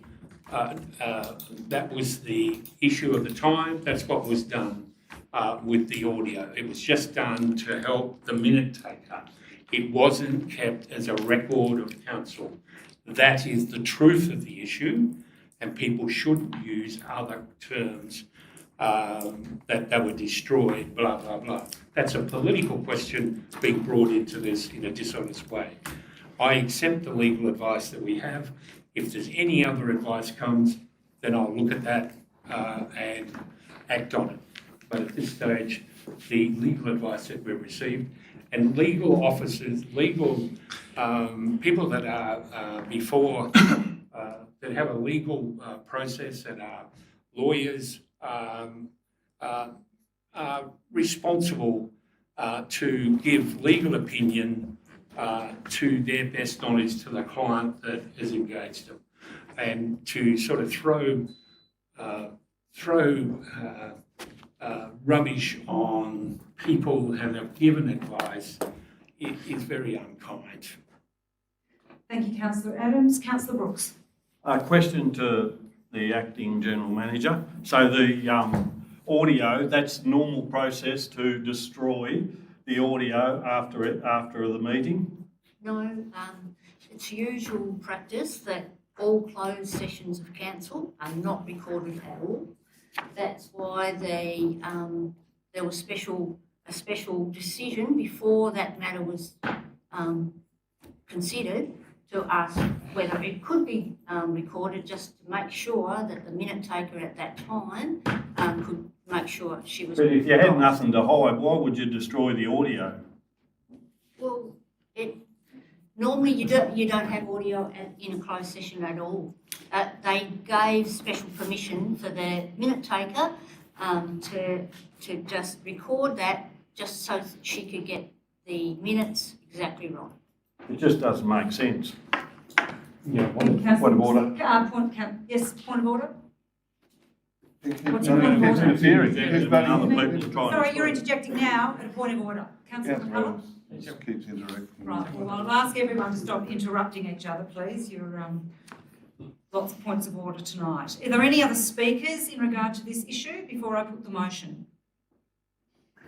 Would Councillor Archer like to sum up? Thank you. Yes, I'll refer back to the letter from Mr Patrick Lund, Simmons and Wolfhagen. He says here, if you require more formal advice for confirming this, Philip would be content to provide that advice after his return from leave on the 2nd of February. I'm happy for the council to talk to Philip, and if the advice is any different than what we've received from Mr Lund, I'm happy to look at that and vote in the meeting. Would you like to add that into the motion? No, I don't think so. I think that's a process that can occur. How are we going to deal with it then?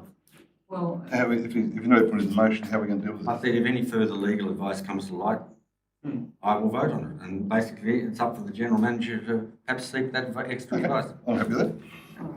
okay. Put the motion that the council considers the legal advice received in relation to the motion without notice tabled by Mr Jason Horton at the council's 2025 annual general meeting and determines not to take any further action. All those in favour? Hang on. Well, it's too late to put the motion. All those in favour? No, it's not too late. You're not asking. Councillor Archer has summed up. I've asked if there were any other speakers. I've gone to the final speaker. The process is now, the motion is put. All those in favour? Aye. Against? Aye. 2 against, Councillor Brooks and Councillor McCullough. The motion is passed. Thank you.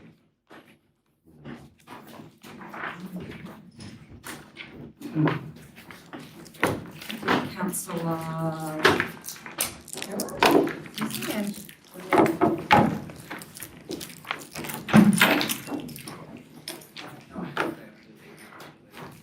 Oh, the next one, sorry.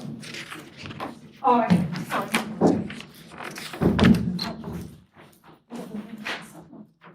What's the next one?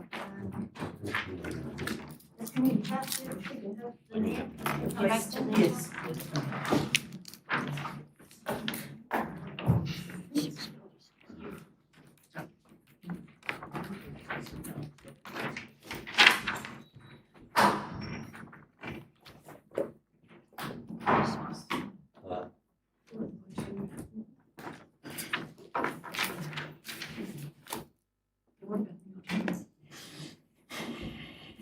Well, I think we're running out of the short ones today. Okay. Good night. 14.2, securing the Perth Police Station for community use, for the community hub. There's a recommendation there. Sorry, we probably should have brought that forward as well. Sorry. Could have been brought forward. The recommendation is that council seeks the assistance of the local state members of parliament to obtain an update on the state government's progress towards deciding the future of the Perth Police Station property. Councillor Goss, you moving that? Recommendation. Yes. I'd like to foreshadow a motion, please. Yes, hang on, who's seconding councillor Andrews? And you want to foreshadow a motion, Let yes? the council pursue the purchase of the police station. Okay.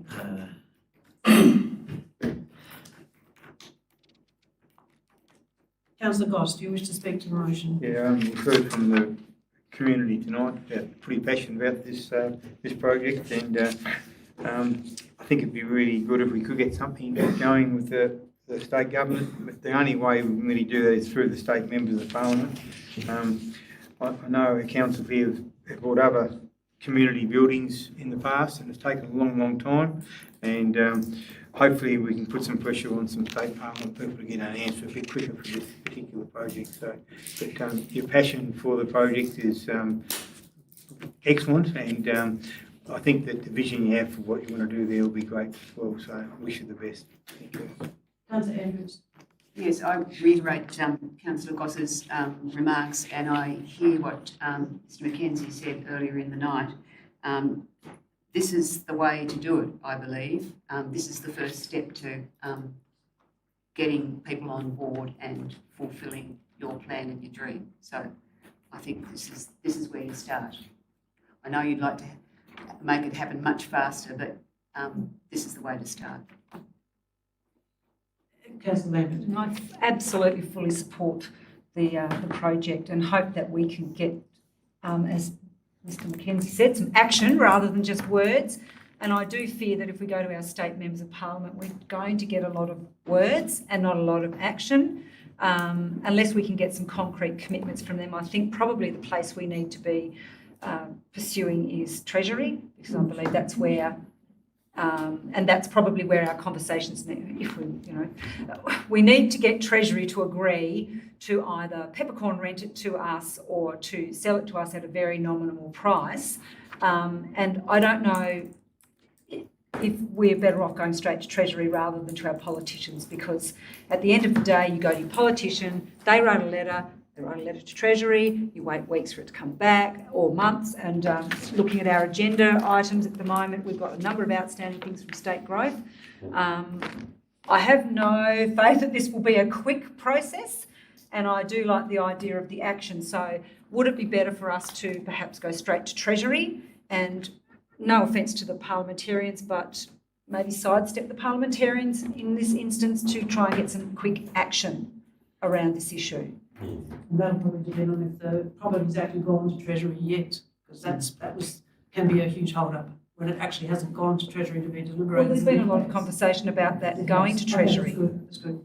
Okay. So I believe it has gone to Treasury already. So I'm not in favour of the motion. I'm in favour of writing to Treasury, and I'll probably foreshadow that motion.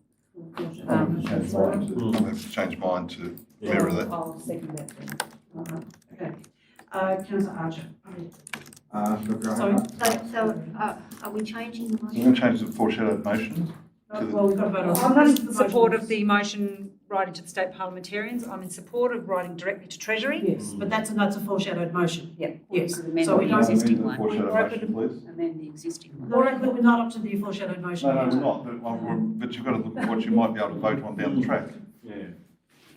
So the council pursue the purchase of the police. No, we've got to discuss this motion Well, Can first. I suggest that we That's fine, amend? Can I suggest that we amend the original motion You can. to write directly to Treasury seeking assurances or an urgent meeting, or I'm not quite sure how you go about it with Treasury, whether it's an urgent meeting or. That's a substantial change though, so Okay. we do need to consider this one Okay, first. no, that's all right. But if That's they fine. agree to it, Yes. you can still No, change it, can't you? I'll just comment, I understand that the Treasury have already got the Perth community group as an interested party.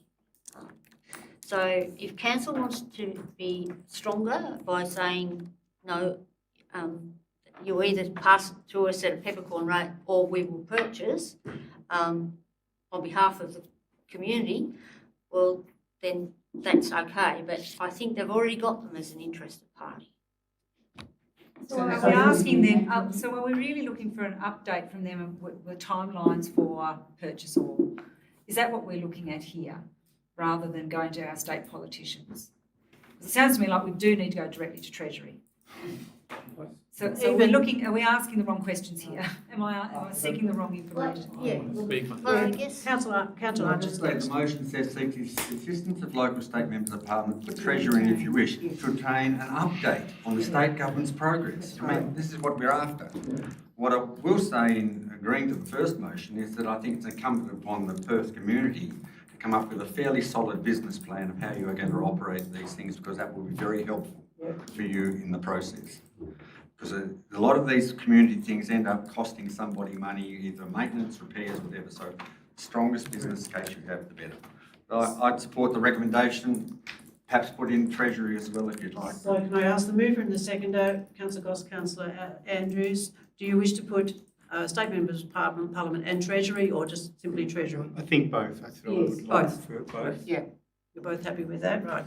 That changes it. Councillor Adams. Well, it's. Oh, sorry. It hasn't been updated. That's it. And you just have, and they're just Treasury, they're not the Treasury Department, they're just Treasury. Yeah. Yes, Councillor Adams. Thank you. I support the whole concept, and I think a community hub is a very good thing. And they're modern things of where people come together and work towards goals that they see needed in the community. And we've heard some of this over the last couple of years, that there are needs, especially for younger people in the Perth area. But I've got some reservation about Treasury. We write to the State Treasurer. The State Treasurer is the politician that sits in the Parliament, writing to a entity which is a government agency. You get into some trouble here if, I don't know if council's done it in the past, but writing to Treasury. So we should have the Treasurer. Well, I think it should be, but I haven't formulated that. So I'll support the motion, but I think you've got to be careful about not doing that. What the Perth community has to do that support this concept is build power and our concept about it by getting a good business model. They also need to get people on side, and people will go up and see the local politician here, that's a member of government, and put pressure on those members. That's how you'll get Treasury to make a decision. Treasury, you won't put any pressure on Treasury. There's a bureaucrat sitting there making the decision. So you've got to get it done on a political level, and you'll have to deal with the local politicians. That's the reality. However, Treasury may tell you what their process is and where they're up to in that process. At least we'll What find we're out. saying is that we want the members of Parliament to find that out for us, Yes. including the State Treasurer. Some tough questions. Yes. Any further discussion? Councillor Goss, yes. Councillors Goss and Andrew is happy with the changes. Yes, the mover and second are happy with the changes because we've changed the wording. Yes. Okay. Councillor Goss, do you wish to sum up? Yes, thanks Councillor Adams for those words. There's a good bit of advice there about the difference between the Treasury and the members of Parliament, so thank you for that.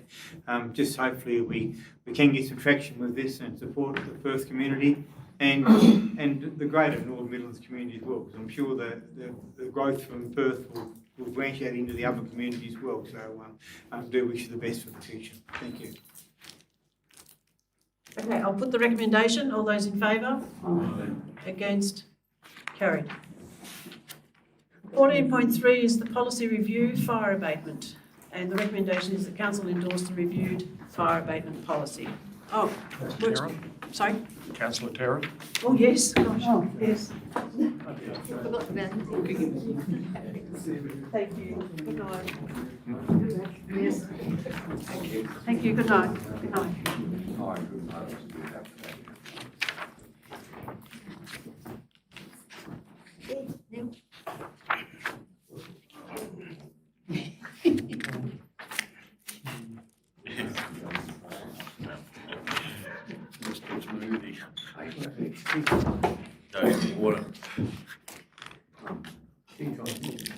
Yes, do you want to have your tea now and then come back? We've only got some. I've got the people have got to go though. Yes. They're having tea as well. How long are we going to be? Not long? Well, not, there's policies and financial statements. Okay, let's get it done. Yeah. So mover and a seconder, the council endorse the reviewed fire abatement policy. Councillor Goss and Councillor Archer. Any discussion? I'll put the recommendation. All those in favour? Against? Carried. And the next one is the policy review for fireworks, and the recommendation is that council endorse the reviewed fireworks policy. A mover and a seconder. Councillor Terrett and Councillor Archer. That was you who said that, wasn't it? Any discussion? I'll put the recommendation. Yes, Councillor Archer. Can I just quickly say, I think this is a fairly important issue. I think a lot of people have experience with their animals being very upset, and also some people have lost animals from fireworks, so I think we need to have a strong policy.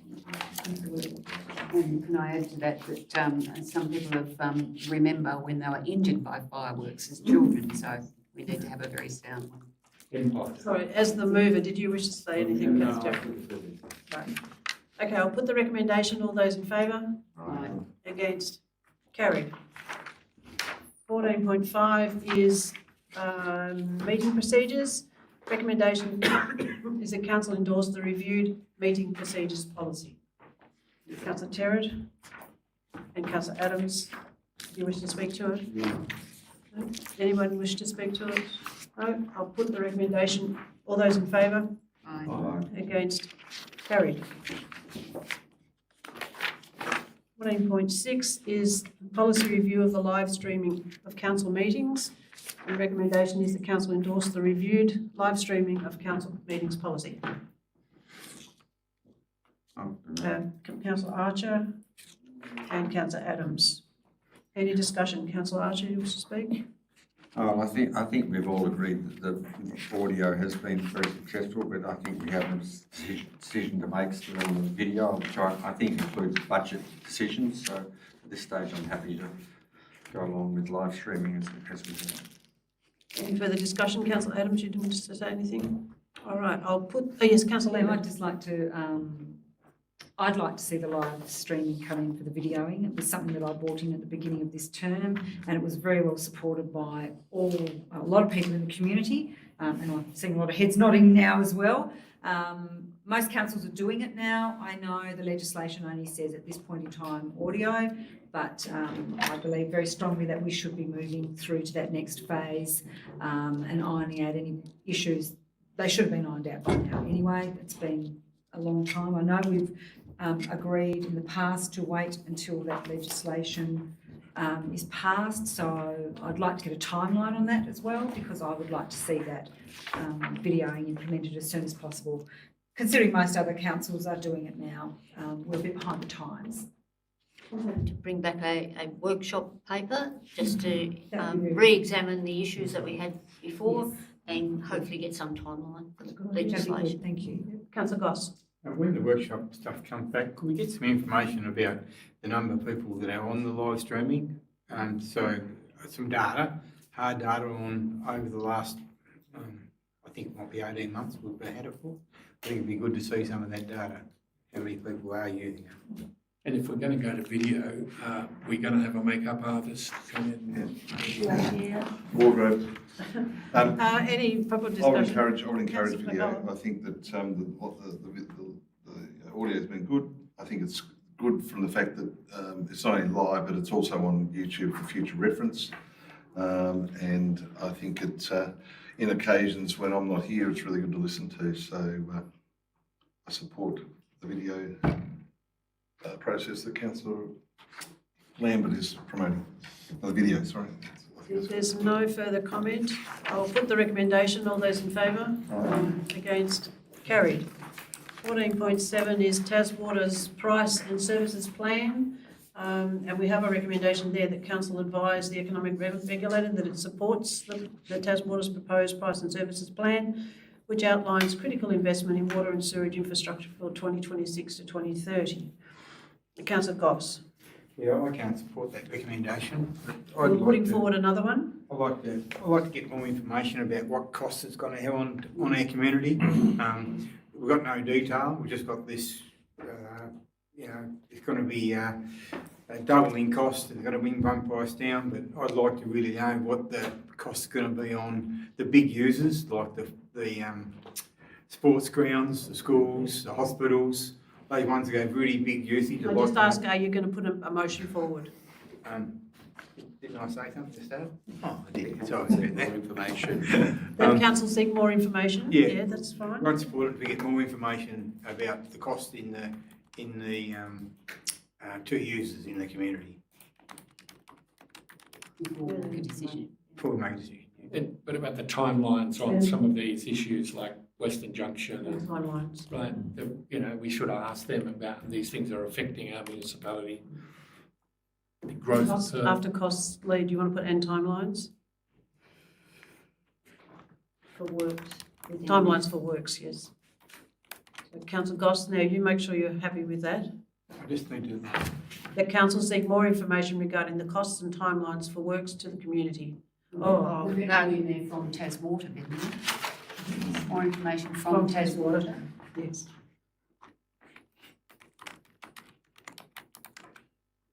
And can I say the cost of all users?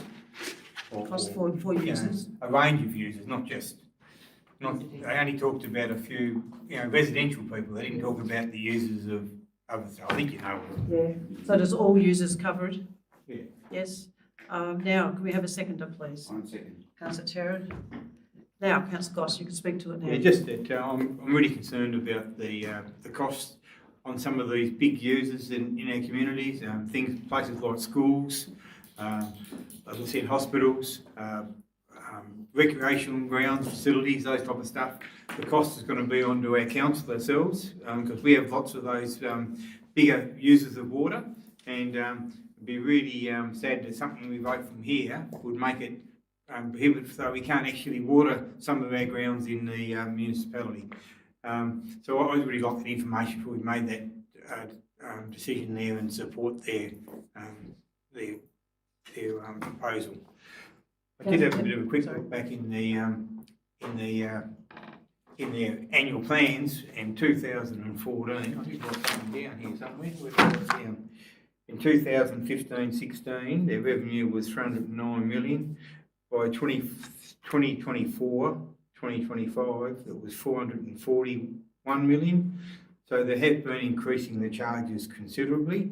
What I'm concerned about is this is another way of increasing those charges to increase their revenue, so they can. I know they're going to spend it back in the communities, but I'd just like to know about exactly what it's going to cost their consumers. Thank you. You wish to speak, councillor Terry? I have great concerns about this increase in pricing because unfortunately prices are increasing, and whilst it has that some people may get a lower water bill, the reality over time it will continue to increase.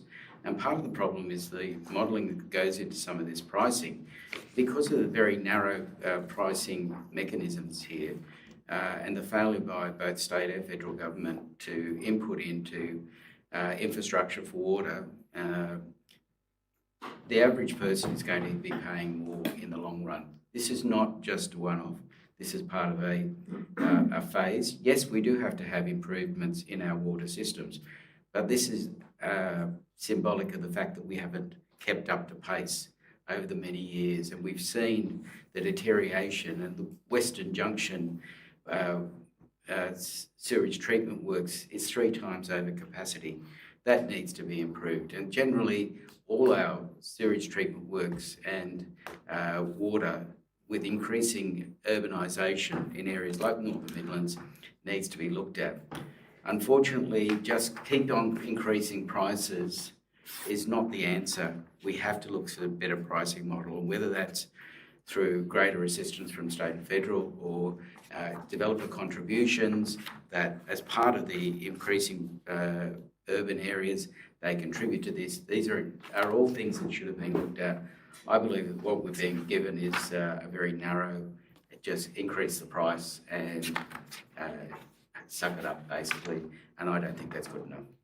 Councillor Lambert. Thank you. I agree with the last 2 speakers wholeheartedly. I think this is meant to be just a bit of a tick and flick from Taswater, and I'm sorry, I can't tick and flick this. This is going to have huge implications, as has been mentioned, for our community in terms of being able to fund water for our parks and ovals and all of the things that have been mentioned. And inevitably that cost comes back to council, which then inevitably goes back to the ratepayers. So inevitably the ratepayers are being charged twice for Taswater's increases, once from their own homes and then through possible rate rises from council. So I think the state government need to be putting more money into Taswater and not leaving it to the ratepayers of the municipalities to do that, and hoping that, and I truly believe that they were just hoping that we will all just tick this box, support this, and it'll all just go through. Can you imagine if we came to our rates time and we just expected everyone around the table here to just tick and flick the whatever rate rise we decide to come up with, no questions asked, just go through, we'll give you some figures and just don't look too closely and off we go. I don't think the community has any idea or understanding really of the implications of these price rises. And I, for one, absolutely want to see some more concrete information for our residents and ratepayers who are going to be bearing the brunt of this. Councillor Andrews. Just a suggestion, I think that if to make this motion read correctly, we probably need the words that council defer this decision to seek more information. I agree. Mover and seconder. Councillor Goss and Councillor Just Terry. out there in the ether. Yes. Wasn't like you spelled. Is that all you need to say, Councillor Andrews? Okay. Councillor Archer. Look, I've just got their pricing and services plan up here. They do have some information there, and obviously some people are going to pay less and some people are going to pay more. I think what's happening is that the transmission costs of getting water to individuals is expensive, and if someone doesn't use much water, it's obviously basically being charged a service fee. It does say that large non-residential users will have a cut in it. So there is some information there, which I think when you say costs for all users, there's a fair bit of information there. I think as part of it, we really should have in the motion that we were pushing for the state government to contribute, or the federal government, contribute some of the capital costs for these works. They're doing it for, obviously, for farmers with irrigation schemes. They should be also doing it for residents and businesses. So I think as part of this, we cannot expect Taswater, with what they inherited, to provide top-rate water and sewerage without everybody contributing, but I consider that the capital cost should be shared amongst the two forms of government and customers. But I'm happy with the motion, but I think as a council we should push for contributions from others. Councillor Brooks. I'm looking at an attachment here from the Mayor regarding support for this Taswater price and service plan, draft letter. I'm not sure if the Mayor knows something that we don't. No, it's a Because draft letter. why would you support something when there's no information there what we're going to support? You know, we've just heard a heap of reasons around the table as to we would need more information to make a decision, yet we've got a letter there in draft ready to go to Taswater in support. So I'm disappointed that to read that before we've had a chance to, you know, it says there about the Western Junction Sewerage Treatment Plan. Well, what year's it going to be? You know, we could be waiting for 10 years, could be 20 years, could be 2 years, who knows? But we've got a letter there to say we're supporting it. There's also a recommendation there to say support it. You don't have to have it. You don't have to. Yeah, but we've got a draft letter there if anyone's read it in the attachments. Yes. It's ready to go. It's ready to go. If we had supported. If we don't support it, it doesn't go. Will you support it? You've that's signed off that's a on it. draft Yes, letter. I know. It's a draft letter. You've drafted it up in ready for the meeting tonight. If the council supported it, yes, and you need to be Where's prepared. the one that if we don't support it, where's the letter there? If you don't support it, then a letter will be prepared. Oh, come on. I will ask you to be respectful, please. I'm following due process. Yes, Councillor Adams, you haven't spoken yet. Just a bit like Councillor Archer. These issues, that the big project has just been done at Tea Tree Bend on the Tamer. 400 million. 400 million because Launceston hadn't done sewage for 50 to 80 years, right? I can remember Lance Barnard getting some money to help sort that out. I can remember these issues, these were big issues. There was some around the south as well. So everybody else is now paying out there. So of course we need state and federal governments to focus on some of this. And here we are with a plant over at Western Junction that is totally being overused and over its permit. And the future, the growth over there that we're doing and we're working on could be affected by this, you know. Now we should have some answers. I think it was 14 years that were in the documentation that we were presented with for this upgrading over there. 14 years and they're already over the system. So there has to be, you know, these are political questions that have to have some political answers. So we need to keep the pressure on. Thank you. Has anyone not spoken who wishes to? Do you wish to sum up, Councillor Goss? Yeah, just that the state government puts some restrictions on Taswater to keep the increases to a certain level. I'm just worried that this way is another way of changing that parameter around that, and the ratepayer, I won't say ratepayer, the users, the people that use the water, will be slugged with more charges and the way of getting around that stipulation that the state government put on them. And I think that's a thing that we need to make sure that some users are not going to get charged a heap more, and that's something I think that we really need to try and make sure we try and get that done. Thank you. Okay, I will put the recommendation. All those in favour? Aye. Against? Myself. The motion's carried. 15.1 is the monthly financial report. And we have a recommendation the council receive and note the monthly financial report for the period ending 31st of December 2025. And delete number 2 because we have one. Delete number 2, that's right, take that out. For deleting The authorised budget alterations, yeah, delete that. Okay, I need a mover and a second and you can ask questions. Councillor Terrett and Councillor Andrews. Councillor Terrett, do you wish to say anything? Councillor Andrews? No questions from anybody? All right, I'll put the recommendation. All those in favour? Against? Carried. Oh, yes. I just to advise the public that might be listening that we're going to go to our meal break now and then into close council. So that's the end of the recording.